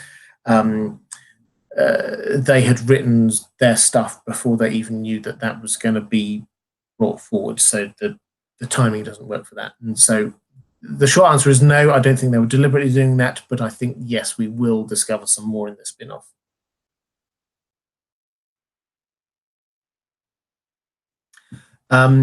Donald Peoples says, I'm holding out hope we might get more on the Night King's identity and backstory in the final 3 episodes. Yeah, again, I don't think so. I'm in disappointed mode on this one, I have to say. I don't think we're going to get there. Bonds asks if we will ever get to learn the meaning of the White Walker symbols. I think we've learned everything that we're going to learn about them. There were 2 symbols, the main one being the swirly symbol. That one clearly is a reference to their place of creation where the Night King was created. We had one of the directors, I can't remember which one, who actually explained that the reason why they could create these is yes, as a remembrance, but also a bit as a kind of an FU, subverting a symbol that they dislike. In the same way, I think they said that a Satanist might have an upside down cross because they're trying to subvert a symbol of something. So that seems to be that. The other one was that kind of phi symbol, which was like the circle with a line through the middle. That one we didn't really get an explanation for. I think that, yes, you can read, there are videos out there that have got lots of enticing explanations of what that might be about, but basically they dropped that as the symbol. They wanted us to focus on the swirly symbol as the main one.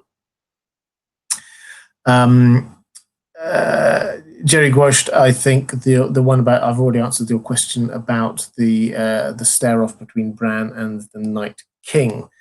So let's go back to a few questions from the chat. Where did we get to? I think we were talking. So Cat Bastet, thank you so much. I didn't see a question attached to that. If there was a question,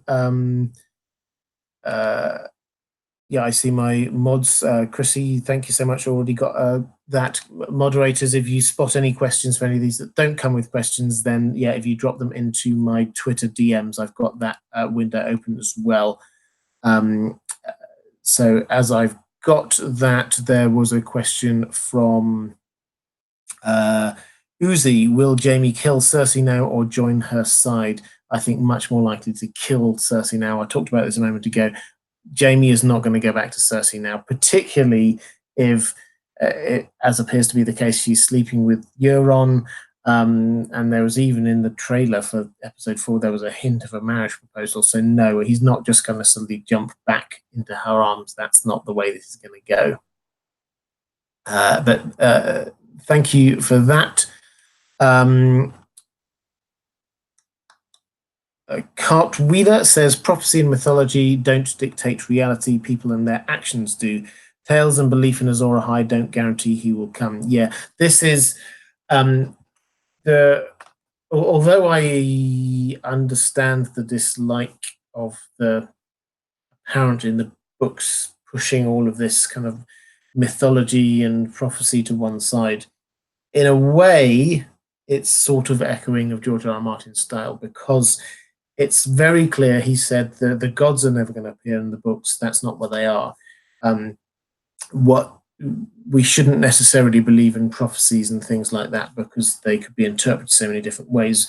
He is far more interested not in the truth of a prophecy or a legend or anything along those lines, but in people's beliefs in it and what that makes them do. So the example I usually use is Melisandre back in the old days. She believed absolutely that Stannis was Azor Ahai reborn. It actually matters less whether or not he was. What matters is the fact that she believed it, and as a result of that, she did a huge amount of things which pushed the action along. It was her belief that was the important thing, not so much the truth of what it was. And it seems to have been the case that she picked somebody else to be Azor Ahai reborn. Jon, she thought he was the prince that was promised. She was wrong about that. But her belief in that will have kept her in the north and around Jon and coming back to Winterfell. So that's very much her belief driving the action once more. Lady Marmalade says, enjoy your work. Thank you so much. Lady Pursuiter, Lady Linda Pursuiter says, like the Tower of Joy story not told in truth, could we see a flashback that Robert kills Rhaegar only after Rhaegar spares his life, like Robert's story, his first kill, asking him for mercy? So that definitely wasn't Robert's first kill. Robert Baratheon Rhaegar was not Robert Baratheon's first kill. But I don't think we're going to see a flashback of what happened at the Battle of the Trident. I can't see that that's going to have I can't see how it's going to advance the plot at the moment, because what we might learn there is, okay, so maybe Robert Baratheon didn't do exactly what we thought. That doesn't, I think, affect the story going forward. This is now a story of Daenerys and Cersei, with Jon also in the mix there. That seems to be the story, the line that they're setting up, not what might have happened with a Baratheon and a Targaryen a couple of decades ago. I don't think that that's going to affect anything. The previous flashbacks have affected things, so we've learnt about Jon's parentage as a flashback. That was very clearly there. And then we had a flashback with Cersei to a prophecy that she was believing in, and her belief in that led to a lot of the action that was going on there. It was the fact that she thought that she was going to be overthrown by someone younger and more beautiful than her that really turned her against Marjorie, and that whole season that ended with the destruction of the Great Sept, that was a direct result of her believing that prophecy. Scripts 2 Flicks for Series and Flicks saying, do you think that the cat's paw dagger once belonged to Aegon the Conqueror in the show from the book Sam was reading at Old Town? It's possible. We haven't had any evidence one way or the other. What we know about that, if I get time, I'll do a video on this. If I don't, I won't.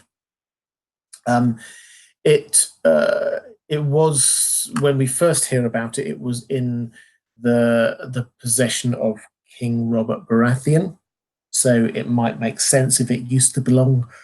Oh, pardon me. Sorry, it's getting quite late. If it used to belong to the the Targaryens and passed down from generation to generation. Might it have? And then we saw in that page that it was being used as an example of how Dragonstone was used to decorate things. Given the fact that they were on a Dragonstone mine, then it would certainly make sense if the Targaryens did that. So it kind of makes sense. There's nothing there that says it was those original Targaryens. If anything, my headcanon, which has got absolutely no basis in fact at this point at least, is that we know that Aegon had a sword, Blackfire. We know that Visenya, one of his sisters, had a sword, Dark Sister. What about Rhaenys? She wasn't a fighting person. Might she have had a dagger? It makes sense to me. But as I say, that's not backed up in anything other than it kind of fits. So could have been Aegon's. We just simply do not know. Vigstable says, since Bran and the Night King are connected, Bran needed to ensure he did not tell anyone how to kill him. He was relying on Arya's training in the Hound, teaching her where the heart is to defeat him. Yeah, this is basically what it was. What the show seems to be trying to tell us is that Bran wasn't going to tell people how to do this. He wanted them to do it themselves so he wouldn't influence events. He was just going to set things up. And yeah, there was indeed that scene with the Hound when he's teaching her how to kill. So again, that's all of her teachers got her to that point. We have Jon saying sticking with the pointy end, which is literally what she did. The Hound talking about the heart. We get Syrio Forel referenced there, obviously by Melisandre, and the faceless men skills that she learned. All of her teachers over her story, they all played a part in that. Stephanie Lee, thank you so much for the super chat. Didn't see a question attached to that one. Morally say, oh, that was the question I picked up, saying, will Jaime kill Cersei now, or leave her, or go to her side? Thank you for that. Jenna S says, do you think they'll do a time skip long enough for Dany's dragons to heal fully and gather forces without showing it? Rhaegal and Drogon really took a beating. Thanks and congrats again. I think they will. Well, thank you again for the congratulations. They will pick up largely after the battle. There will be the everyone being happy that they survived bit, with Dany toasting everyone, and there will be the burning of the bodies. So they'll pick up quite soon after the battle. Her dragons do need to recover. We didn't see how badly they were damaged. It looked like they were damaged quite badly. We didn't see how badly they were damaged. I imagine that there will be a little bit of time. They'll have to get some politicsing doing. Dany will have to announce that she's going to go down south and all the rest of it. In any event, although the last episode took place just over a few hours, this next episode, if she's getting onto some boats to go south, that journey takes a long time. So I think that, yes, this will be over a longer period of time. Whether it's a specific skip, I don't know. But Dany's dragons will need to heal to some extent. So it might be that they just stay up north for a few weeks or something. Tyler Stewart asks, do you think there's more left for Bran to reveal? They've not teed anything up. I've talked about this a bit already. They've not teed anything up, but that doesn't mean that there's nothing else for him to reveal. The question is whether he cares about the Iron Throne. My guess is probably not. So there's no imperative for him to do that anymore. Midnight Predator 18 says, congrats on your milestone. Thank you so much. The Chinster says, any idea on what the bittersweet ending might be? This is, I always interpret this as being quite a vague thing, is the idea that we're not going to have a happy ending for everyone. We're not going to have a tragic ending for everyone. We're going to have some things that are that are good. Some people are going to be rewarded for what they've done. Other people will be less happy with. It's not going to be a matter of all the good guys live, all the bad guys die. That's not where we're going to be at. But when he says bittersweet, when George R. R. Martin says bittersweet, he quite often then goes on to talk about the scouring of the Shire. So I would highly recommend you focus a lot more on the scouring of the Shire as a model for how it might end than just what might bittersweet mean. Bittersweet could mean different things for different characters. It will mean some people will die and there will be a sense of loss, certainly, but there'll be a sense of hope as well. So we'll have a lot of things going on. Philip Wolf says, what has been your single favourite moment of season 8? And what would be the one thing you would still really like to see put to film before it ends? Oh, my favourite thing, it was probably this last episode. Some of the visuals, the music, always great, but the music I thought was astonishingly good. I think the Dance of the Dragons, that when you had dragons fighting, was a thing that we'd not seen, and just so imagined it, and it looked just like it should have looked. Thankfully, it wasn't too dark on my TV screen, so I could see it. But that for me was the standout moment that I think I'm going to remember. I think it looked fantastic. What one thing would you still really like to see put to film before it all ends?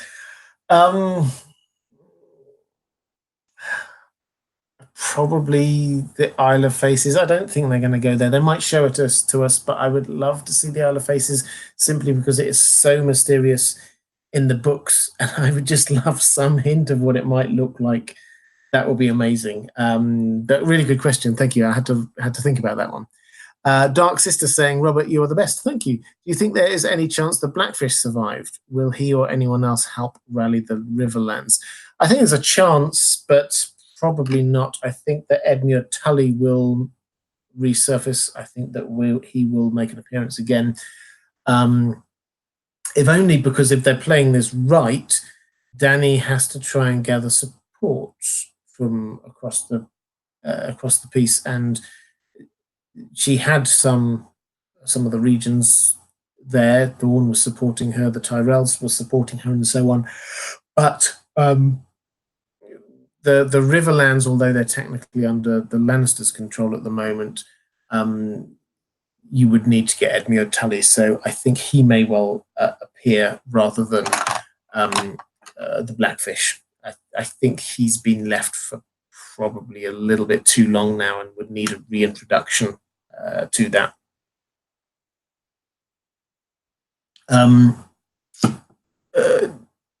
Cam West says, how do you think Varys will die? Melisandre is gone. Yeah, well, we shouldn't necessarily believe everything Melisandre thinks. She was convinced Jon was the prince that was promised. Doesn't seem that he was, so we don't have to take everything she says its word. That said, I think it's probably likely that Varys will die. And the way that they've foreshadowed it, he's not really done much, let's face it, for about the last 2 or 3 seasons. But the way that they've foreshadowed it is that he would in some way betray Dany. The way it seems to have been set up is that if they discover that Jon is the rightful king, not Dany, the rightful monarch, then they might consider transferring their allegiance to Jon, and Dany would not take that well. Would he say it to her face that he's doing that? I don't know. That's what she requested. TKO552 says, the show in every preview promoted the White Walkers as a death machine that cannot be negotiated with. Why did fans expect to learn more about an unthinking, mysterious entity? Well, I can't speak on behalf of all fans. I can say that I do not think that they were set up as an unthinking entity. I think they were set up as a thinking entity. They didn't show much emotion, but there definitely was some emotion there. They clearly showed that there was some sort of culture or civilization that was there, the things with the babies, the things with the beards that I've been talking about before.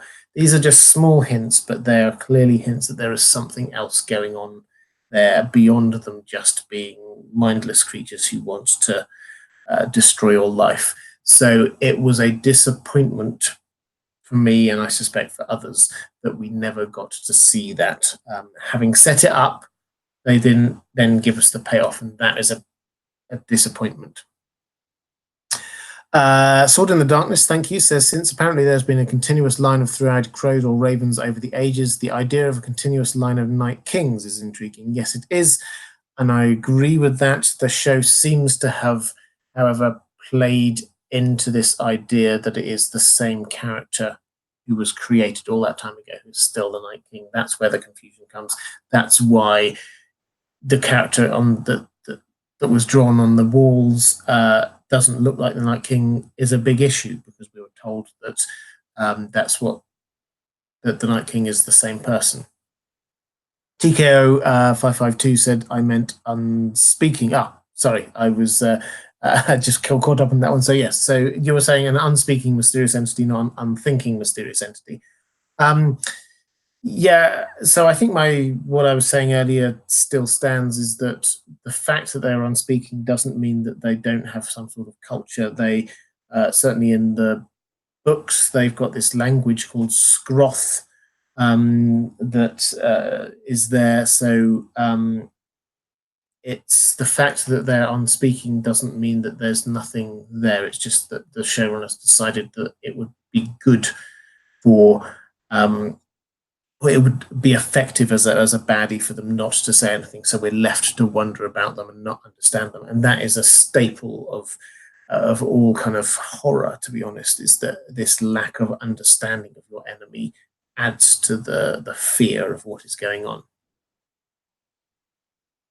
Artie Sizzle says, I like how we miss the Night King more than Ned Stark. I miss Ned Stark still, I have to say.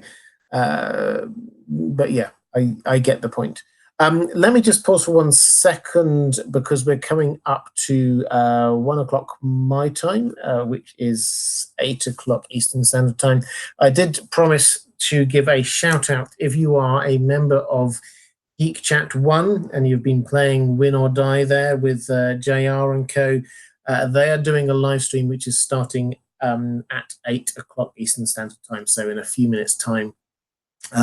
That's just for members of Geek Chat 1. It's a private listed event, so if you're interested in that, feel free, bon voyage, go off and check that one out. I will carry on with this live stream. Do not worry, I've got quite a few more questions still to come. Don't want to get too late, but I'm definitely going to be answering all the questions, because I know there's a lot of them that people have got. I will, as I've taken a short break from the questions, quickly just mention a couple of things. I always say thank you to my patrons, particularly, as I say, I've reached that milestone of 100,000 subscribers, which is amazing. It's blown my mind, and I have lots of people to thank for that. Patrons, I cannot do this level of producing content without the support of my patrons. Patrons are astonishing, incredibly supportive people, and I really appreciate it. Thank you so much. That's why I do things like prioritizing giving questions to patrons here on live streams, and I do early access to some of my stuff, as well as extra materials. So I did some audio recordings from the pre-release chapters of the Winds of Winter, which are just for my patrons, things like that. That's just my way of saying thank you. So thank you, patrons. If you are interested in either supporting the channel or getting access to some of those things, there is a link down in the description. The other thing I would say is I have a second channel. If you've not come across this before, I have a second channel called The Well-Told Tale that is basically my audio narration channel. If you like science fiction and fantasy and you just want to discover the classics, that is what I do there, as I just read through them. We've got, well, quite a few of them up there already. We've done things like Call of Cthulhu, currently working our way through The Time Machine by H.G. Wells. We've got Frankenstein, a lot of really, really classic science fiction and fantasy stories. So I would I would love you to go and check out The Well-Told Tale. Again, there's a link down in the description if that interests you. Let's go back to questions from my patrons. And we've got a few questions about what happened in the crypts. Natalie Turner says, why do you think we didn't get to see any of the known Winterfell dead, like Ned or Lyanna or Rickon, etc., in the crypts? I don't know. I think that was a missed opportunity. I think I would have loved to see that, but they just didn't go down that route. I can only assume that they couldn't get the people back in, or they decided just to have generic whites. I think it would have added to the sense of dread to have some of the characters that we knew were down there actually appear. But it's not my decision. Brenda Gordon Dotter says, my question has to do with the whites that crawled out into the Winterfell crypts. It looks to me like they were just whites that burrowed in from outside. I couldn't see any evidence that there were Starks or Stark kings. Shouldn't there have been thousands of Starks coming out fully armed for battle? I think you mentioned in your summary that you thought they were the risen Starks, but could you take another look? Yeah, so I think they left this unclear. I thought, and I still think on having watched it again, that the implication were that these were the Starks coming out from the crypts, that rather than whites just sort of burrowing into the ground and working their way there, because the crypts are quite deep underground. So I think that's what it was. I don't think, however, it makes that much of a difference, because really they were just there for a few seconds before they got destroyed by killing the Night King. So I don't think it makes huge amounts of difference. I think that the Night King, when he was raising the dead bodies, turning them into whites, I think it was just who was in the radius at the time that he could impact, and he got some of the people in the crypt. So I think that's what it was. Bonds was asking why bring them back. It seemed pointless. Why bring Lyanna and Ed back as whites? They did nothing. Yeah, well, it wasn't just the Night King wasn't thinking this is going to be pointless bringing these people. He clearly brought people, all of the dead, to join his army because he wanted to have a bigger army. That was what was going on there. And yes, we didn't see Lyanna or Ed actually do anything other than be raised again. But I don't think that affects the fact that the Night King raised them for that purpose. And it was quite scary seeing them become whites. Lanzanator says, from the behind the scenes video released by HBO, we learned that the writers cut a scene where Sansa and Tyrion attack some whites. I thought this was a big mistake cutting it, as Sansa and Tyrion come off looking like cowards. Yeah, I talked about this a moment ago. I agree. I think they must have just cut it for reasons of time, or perhaps it didn't work with the pacing all that well.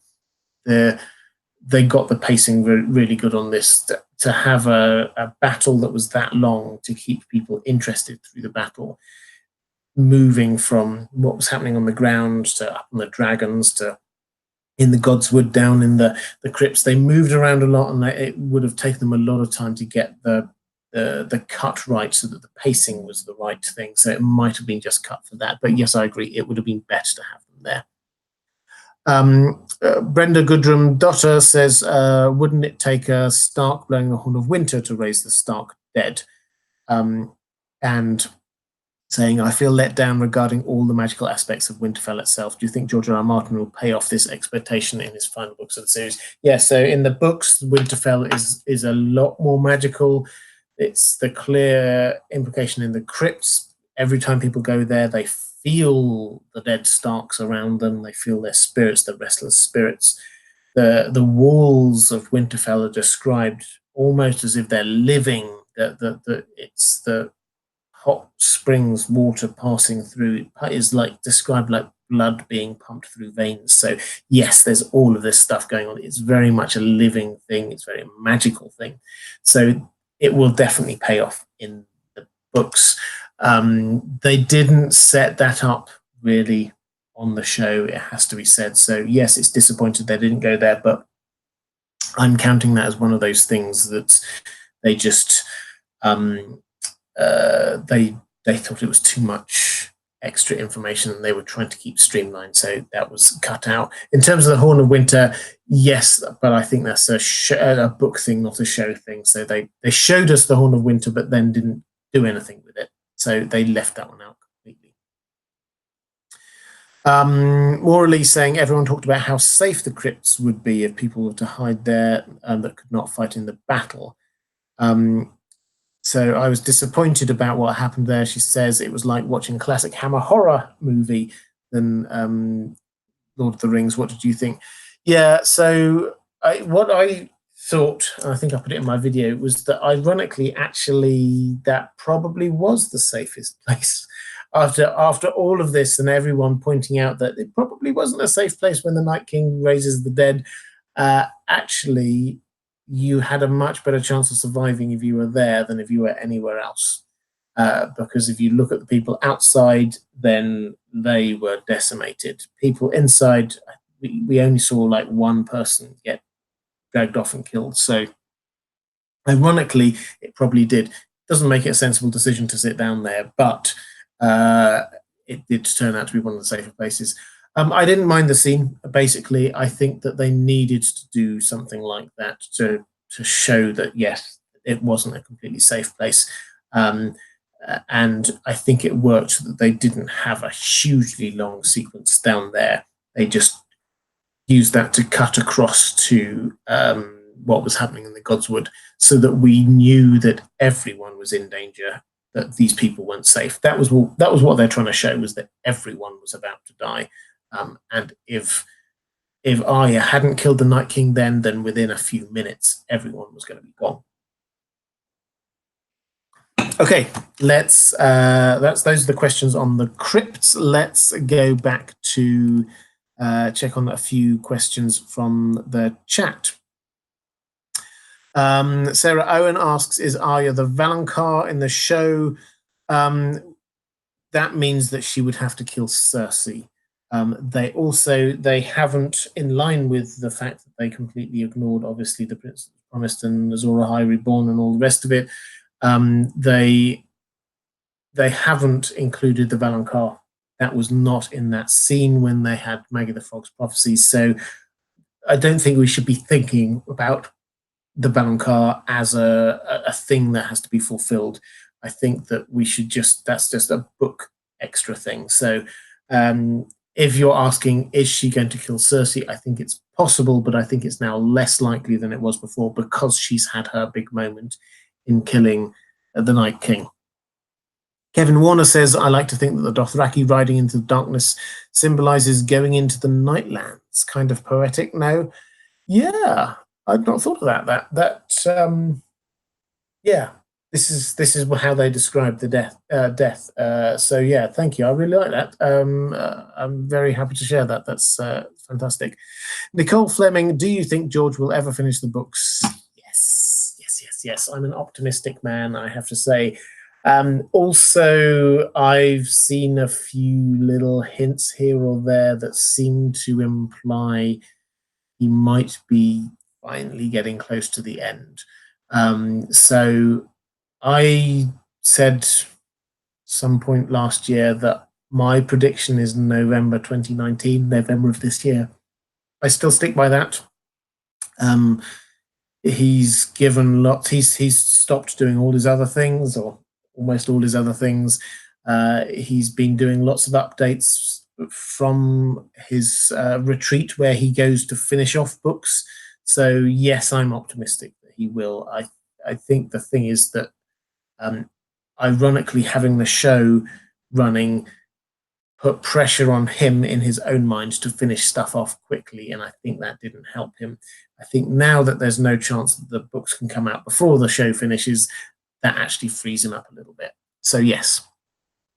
Chanda L. Walker says, will episode 3 fit with the upcoming book version?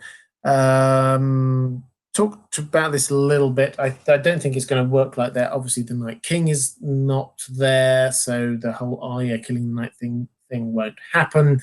I suspect it's not. Yes, so there will be a big confrontation, I'm sure, but I don't think that that's going to be the answer. I think the answer is a lot more tied up with the Weirwood network which they kind of nodded at by being by having the Night King killed in front of it. But I think that there's going to be a whole lot more burning of weirwood trees, is what I'm saying, and I think that is where we're going to go, and it's going to be a lot more magical and not accidental. I don't think that it's going to get pushed back by an accident of thrusting a dagger in exactly the right place. CSNA 21 Wins says, what would you think if after the Battle of Winterfell they burn the dead and nobody in the kingdom believes that this battle ever happened? Great live chat. Thank you. I think people will believe it. I think they will.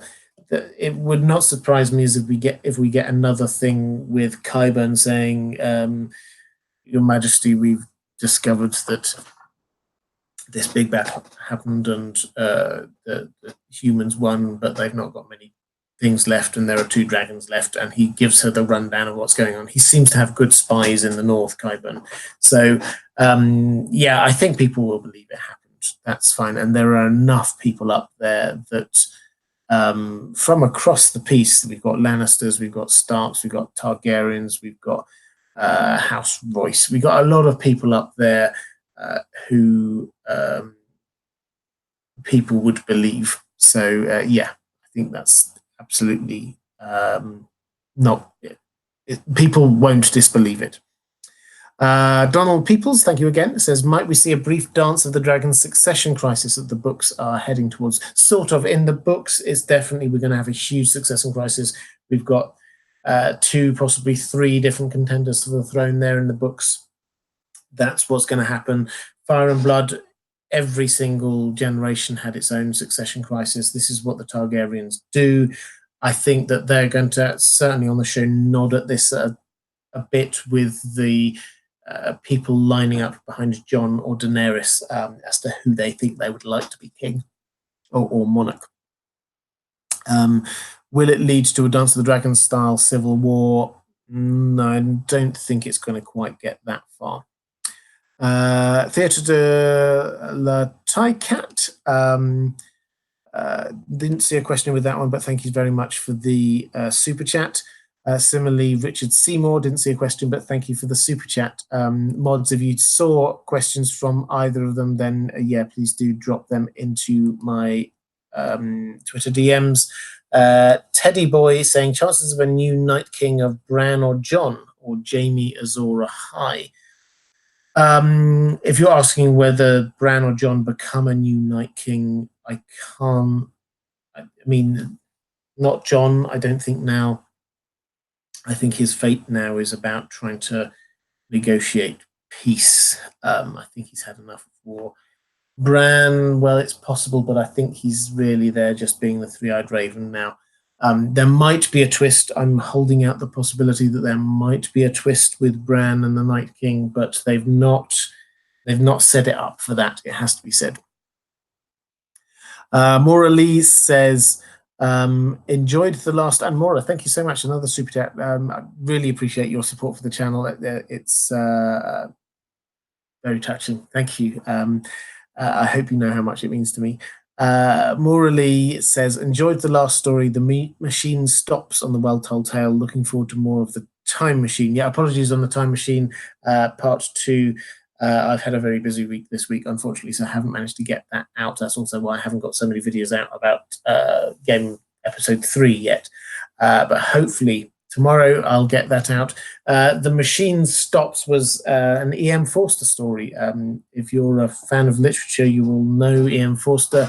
He did stuff like A Passage to India, Howard's End, Room of the View, things like that, classical literature, but he wrote a science fiction story which is amazing, which is called The Machine Stops. That was the last story I did over on the Well Told Tale before starting on the Time Machine, H.G. Wells, and I would highly recommend, even if you don't want to listen to my older iteration of it over on the Well Told Tale, check out the story because it is so ahead of its time. It's unbelievable and really well written.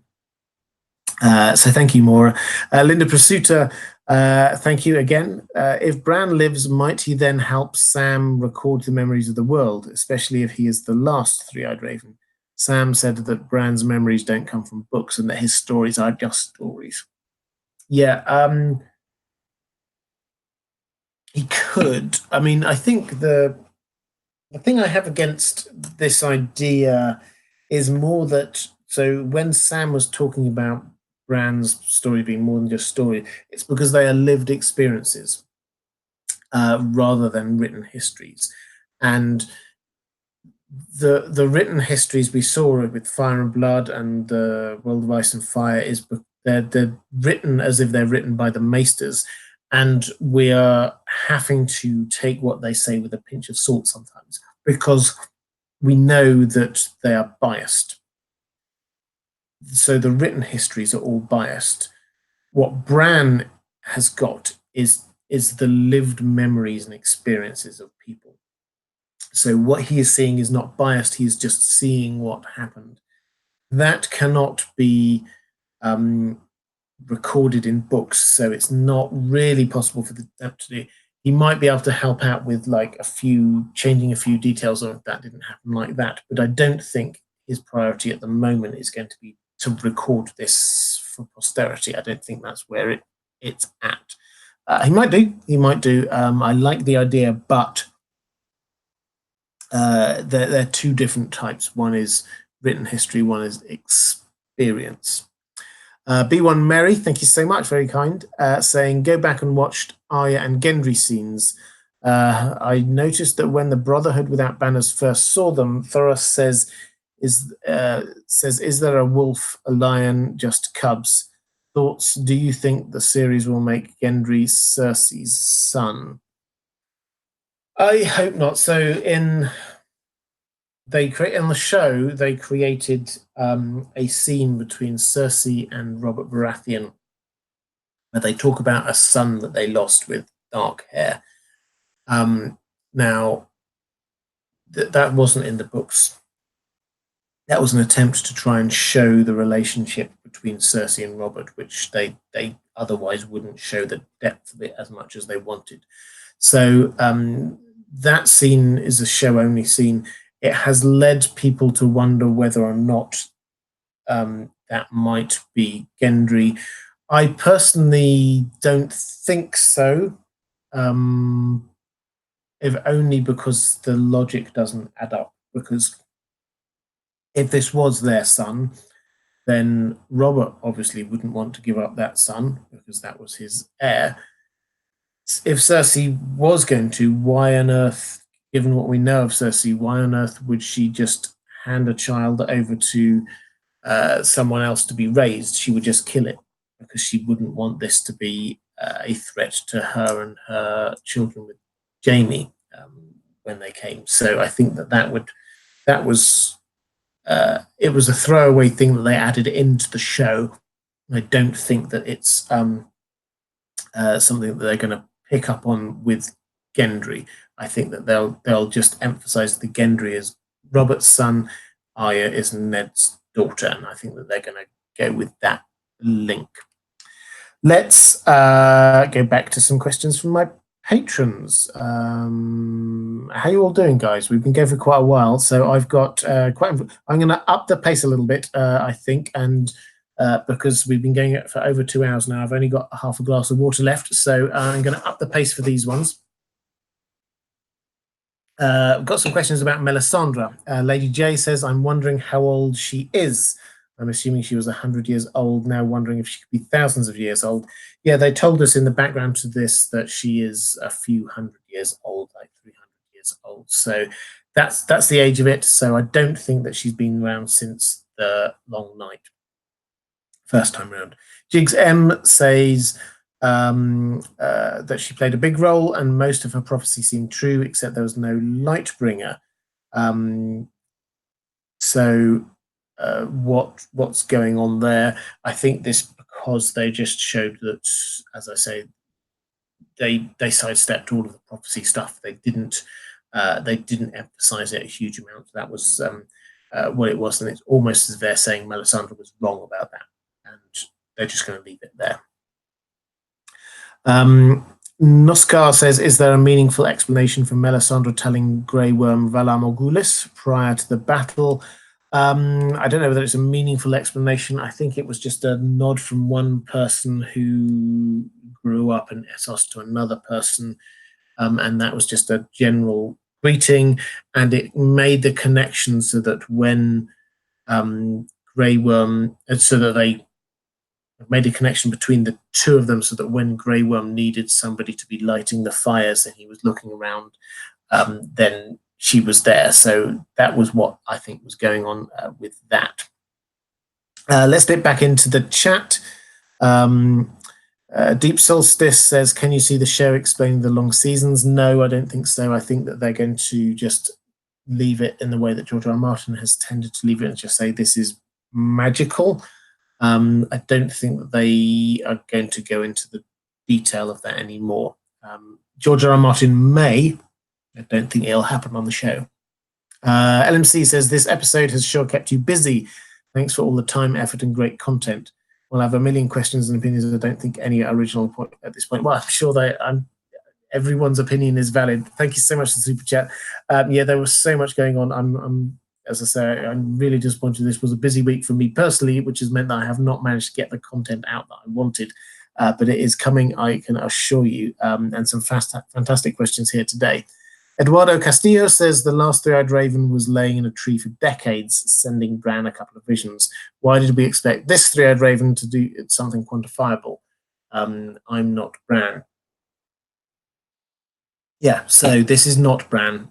This is the three-eyed raven. That's the whole point here, is that we've got a summation of memories and experiences that have been brought up into the Weirwood network. It's not Bran, the character we saw. Bran, the character we saw earlier, is part of that, which is why sometimes he can break into these like "you're a good man, Theon" kind of comments. But that is not who he is in his entirety. And yeah, Bloodraven was hooked up to a tree for ages and not doing anything himself, just influencing events around him. So it's actually in keeping with the idea of the three-eyed raven. Maxim Howard says myths and religion were invented to explain lost history. ? Did the Empire of the Dawn get broken up, defeating the others, leaving scattered cultures? Mountains of bones were the others lost the first time. Well, quite possibly. This is history over in Essos, where the Long Night also seemed to have gone the first time around. I certainly think that there's the myths that are there are tied up, as they are on Westeros. They're tied up with the history that they experienced, and that led to things like Azor Ahai being, it's very much an Essos type legend, and The Last Hero being very much a Westeros type legend. So all of these things, including things like the breakup of the Empire of the Dawn, I think that you can certainly link them all back up to that period. So I think, yes, that's what was going on, but we will never know the exact truth of it. Claudia, thank you so much. Just saying, love your analysis. Thank you, that's very kind. Joseph Fireborn says, or asks, could Tila, the little girl, be a spy? Tila was the name of the girl we were talking about earlier, who looks a little bit like Shireen with the grayscale on her face. Could she be a spy? Yeah, possibly. The question is who for? I don't think it advances the plot huge amounts. If she is a spy, the only person who really might be spying on them is Qyburn, and I don't think we need to know where his spies are. I don't think that makes huge amounts of difference. Mystery Tour 775, thank you, saying, can you tell us a bit about the difference between the role of the Citadel and the Three-Eyed Raven? In the show, Marwyn and Bran describe the roles both very similarly, yet the Night King targets Bran, not the Citadel. Okay, so the Citadel, these are the two different, I was sort of talking about it a little bit earlier, but the Citadel is the representation and the depository of written knowledge and understanding. So this is the things that humans have written down in words, individual people's perspectives on certain things, histories that have been written from certain people's perspectives. That is what we've got here. It's the depository of knowledge. The Three-Eyed Raven is the depository of experiences, is the depository of of things, people's lives. So it's the difference between reading a book about Abraham Lincoln and getting in a time machine and going back and hanging out with Abraham Lincoln. That's the difference between the two, is that the book may well tell you a huge amount of stuff that was going on there and all the rest of it, but it will not allow you to actually experience it. So when we're talking about why target Bran rather than the Citadel, yeah, the Night King would target the Citadel, but Bran is the experience, and if the Night King's trying to get rid of humanity, that is, the memories are humanity, because when we forget someone, they've gone. Just being written down is just somebody else's perspective on a thing, not the actual thing itself. At least all of that was the logic that we were presented with. Veronica Dogon, thank you so much, saying, any speculation on what will become of the rest of the wall? Will we see it melt or repaired, or will the show do nothing at all? I don't think, I mean, there's probably not a need for it now, unless people will see this as a way to keep out the wildlings. If it stays there, then basically, at the risk of venturing into politics, once you have a wall, that creates an othering process, that creates a way for you to see people as different from you and almost always worse than you. So that's what a wall does. And what seems to have happened with the wall is that it was created against the others, but then over time, the people who happened to live on the other side of the wall got treated as wildlings, got seen as being beyond the pale, and actually the wall was there to keep them out. So that was what was there. So if we're to have a better world, so to speak, then the wall would need to come down. I don't think they're going to show it all melt. They might do it, but I can't see anyone would repair it either. So maybe they will just not show it. I like the idea that they will just sort of knock through bits of it, and the tunnels that are there are just going to be allowing people to go through, and then eventually the wall itself will slowly be destroyed over time and just sort of whittle its way down. So Hadrian's Wall, which this was based on, if not based on, but the inspiration for it came from Hadrian's Wall across the north of England to keep the Picts out. Then that, if you go to it now, in fact, when George R. R. Martin went there and started thinking about these things, he will have seen a wall that is only a few feet high now. You can walk along the top of it, but it's a ruin of a wall. So that may well be a thought that is lodged in his mind of it's a sort of an X wall. You can see where the line of it is. Sometimes it's almost up to full height. Sometimes it's destroyed. That, for me, would be the future of the wall. Philip Wolfe said, George R. R. Martin said that the Winds of Winter will take us further north than we've ever been. Do you think that could still happen in the show? Thank you again. He did say that, and that is a thing that I'm very excited by. I think that this is, I wonder whether we're going to see this through Bran and Bloodraven. I think that might well be it, but also possibly with Ghost, maybe. Who knows? So that is one of the little bits of information that George R. R. Martin's dropped that I'm most intrigued by, is this idea of actually we're going further north than we've ever been. So do I think it'll still happen in the show?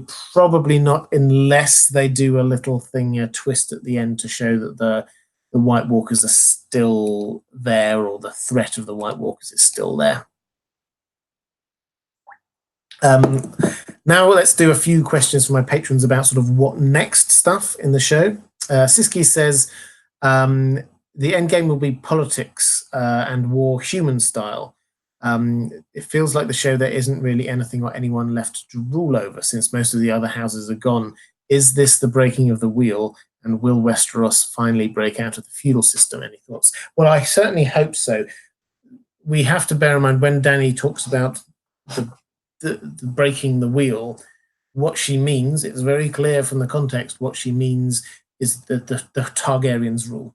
she rules, and the cycle of sometimes the Baratheons are in power, sometimes the Lannisters are in power, whatever, that will be ended because the Targaryens will be in power in perpetuity. That is what she thinks of as breaking the wheel. I do not think that's how the show will end, with the Targaryens being back in control as they were before.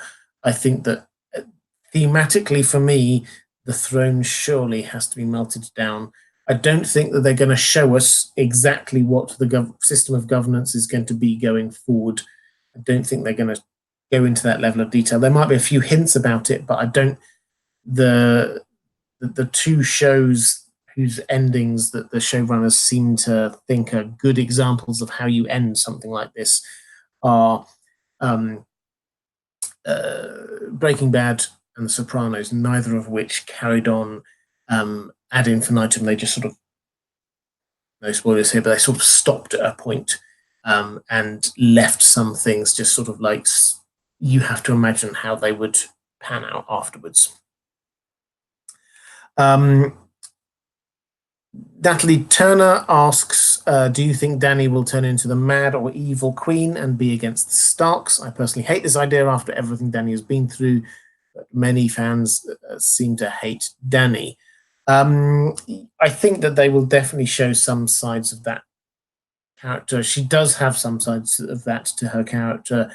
She has threatened to destroy King's Landing and its million citizens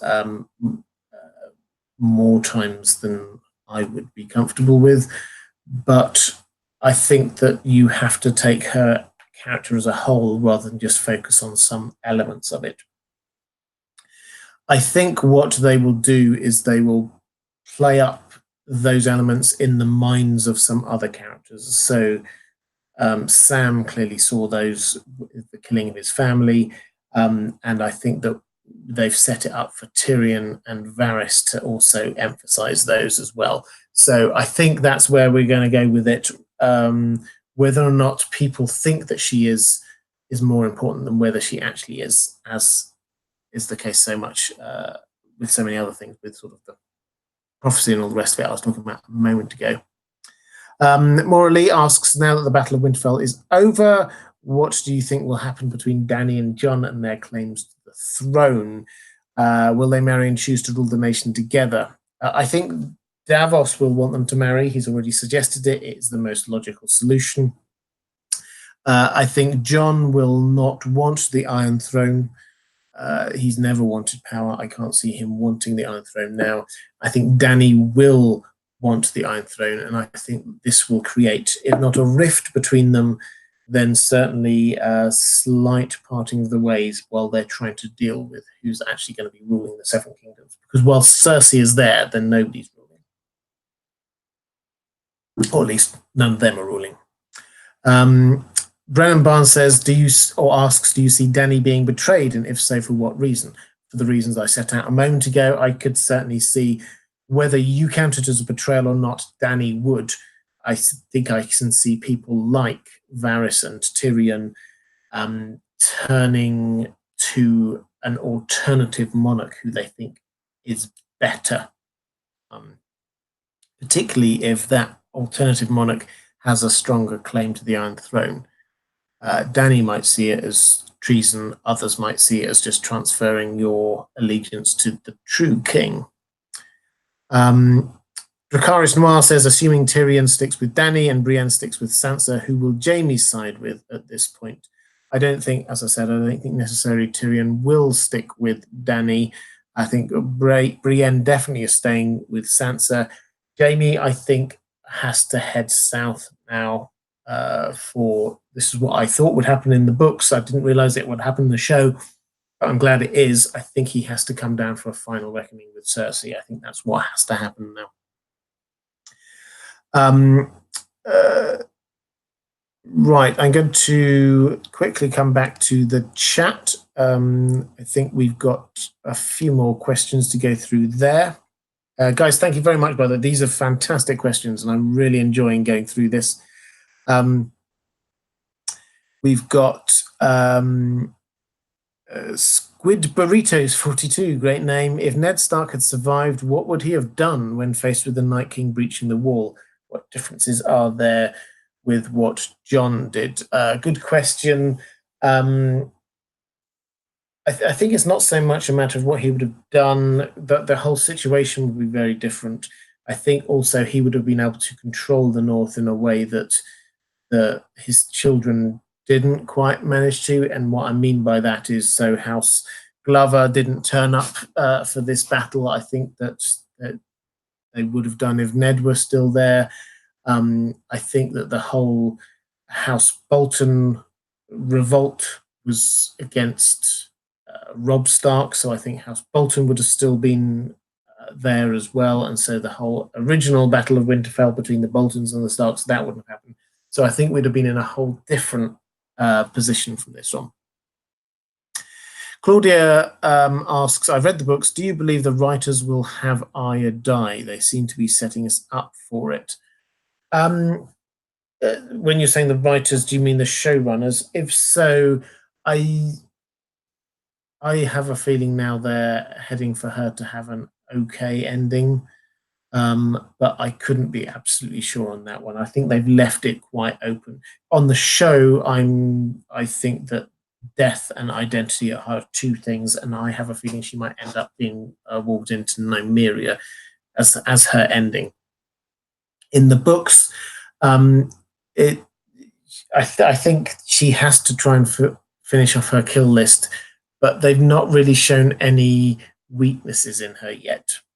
So I think that is the main area where I'm not quite sure where and how she would be killed, because they've not shown that there's anyone who could defeat her in combat. So we'll have to wait and see. Veronica Dawn saying almost 2,000 people here. How about 2,000 likes? Yeah, thank you very much. It does help the channel if you comment, things like that. All help the channel. Thank you, Chrissy of Oldstones in the chat saying, chat question from Steph Snow. In the season 4 preview clip, Varys has about 6 scrolls in front of him on the table. One has the Dawn Sun on it. Is the Dawn army coming back? It's possible, but what will happen, seemingly, is that Dany is going to say, I'm going to go march south. She's not got much of an army, so yes, she will inevitably try and gain support from others. Dawn, we don't really know what's happened to the Dornish army, so perhaps she might try and get them. That's the logical step. When you looked at one of the photos that they showed for episode 4 was the sort of the map of King's Landing with the movable bits on it. You didn't see anything that looked like it was Dawn on there. It seemed to be the Golden Company and then Dany's navy and some troops coming from the north. So that if she is trying to get Dawn, at that point she hasn't got them on board yet. So yeah, it's possible, but the evidence is at the moment that they aren't coming on board. They haven't got any Dornish person at the moment as a point of contact, really. So they would have to introduce a completely new character, because whenever you have an army or something, they tend to have a character who's sort of the leader person that you can relate to in that army, rather than just having a generic army. So they had Harry Strickland with the Golden Company, the Grey Worm with the Unsullied. I've forgotten his name, but they had a sort of a leader person for the Dothraki as well.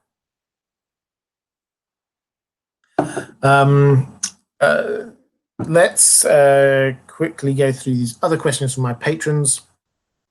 Krishna Bhargav says, after Archmaester Ebros never made it on the show, can we expect him or his guild to offer an apology for their misgivings? I don't think so, no. As far as they're concerned, what they said was these things blow over, and they will think, yeah, it did. It got dealt with. Bond says, why did Sam give Jorah Heartsbane? It served no purpose in the long night. Sam gave it for because he thought it would be useful. And from a plot perspective, it was to help end Jorah's story arc, because he started out having given away a sword because he felt he wasn't worthy of it. He ended it having been given a sword because he is being proven to be worthy of it. So that was just ending off his story arc. Why did Bran not inform on Jaime when he was being questioned? I think it was just simply because he wanted the extra body in the battle, and that was it. Seneca Black, what are your thoughts on the symbolism of Beric Dondarrion looking very much like Jesus on the cross when he was receiving all of his stab wounds from the Whites in the hallway? Yeah, so he was out like this. My take is that this is just showing that this is a sacrifice thing.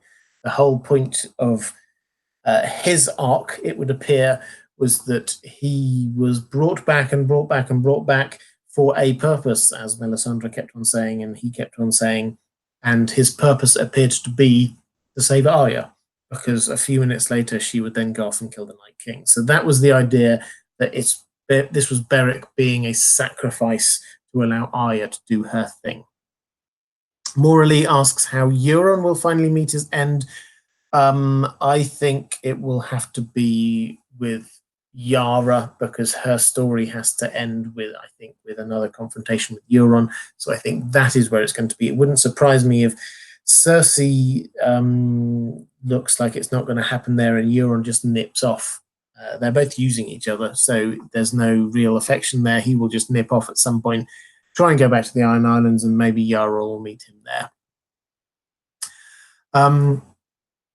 James Sidney was asking about battle tactics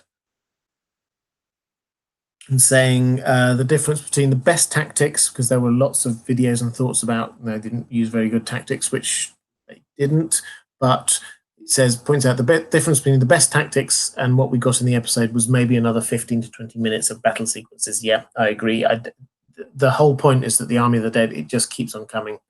And even the best tactics in the world will not save you against an enemy that has just got hugely outnumbered and just keeps on coming and doesn't mind being killed. Morally asks if there are any houses left in the north beside House Reed. Well, we don't know because we haven't had the final toll after the battle, but House Glover still seems to be there. House Stark still seems to be there. This is just the ones that we've had on the show. The Umbers seem to have gone. The Karstarks, we're not quite sure. We didn't actually see what happened to Alice Karstark, it has to be said. I think she was there with Theon, which seems to imply that she died, but I don't think we saw it. Morley also asks if I'd been in Jon, Dany's and Sansa's place to plan the attack, what would I have done differently? I think the main thing is ask Bran and Sam to try and figure out how to kill the Night King and then come up with a plan on the basis of that, rather than come up with a plan and then not ask how you actually do the one thing you've identified you need to do in order to win the battle. So I think I would have just done a little bit more research beforehand. Eveline also talking about the battle tactics, and yeah, I agree. It was very much like the Return of the King, with Aragorn sort of distracting away from the real battle which was happening sort of elsewhere.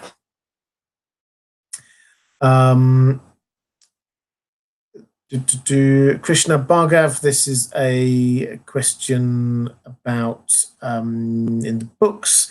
The Greyjoys helped Dany arrive at Dragonstone at the end of season 6 with Yara and Theon by her side, aided by the ships of the slave masters of Yunkai, Astapor and Volantis. Will this be similar with Victarion taking a lead in the books? So I think yes, but I think she will take his ships rather than it being him joining forces with her, so to speak. I think that she's going to take his ships and head off with them. She will return back in largely the same way she did from the Dothraki Sea. And I think that that's what's going to happen, is that Victarion's brought the ships across. He's clearly there wanting to control the dragons with Dragonbinder. I think that Mokoro, these are obviously book-only characters if you're a show person, but Mokoro is going to stop him because Mokoro has been effectively been sent there to help Danny. Krishna Bhargav also asks about Jon's death. Not entirely sure if Jon is dead in the books. I think I have a pretty standard understanding of what's going on there, is that yes, Jon is going to die. George R. R. Martin has said that Beric Dondarrion being brought back is foreshadowing of what happens to Jon. So I think he is going to die. I think that they will make it clearer in the books that he walks into Ghost, and then being brought back is like having his spirit brought back from Ghost into his own body, rather than just him being dead and then brought back.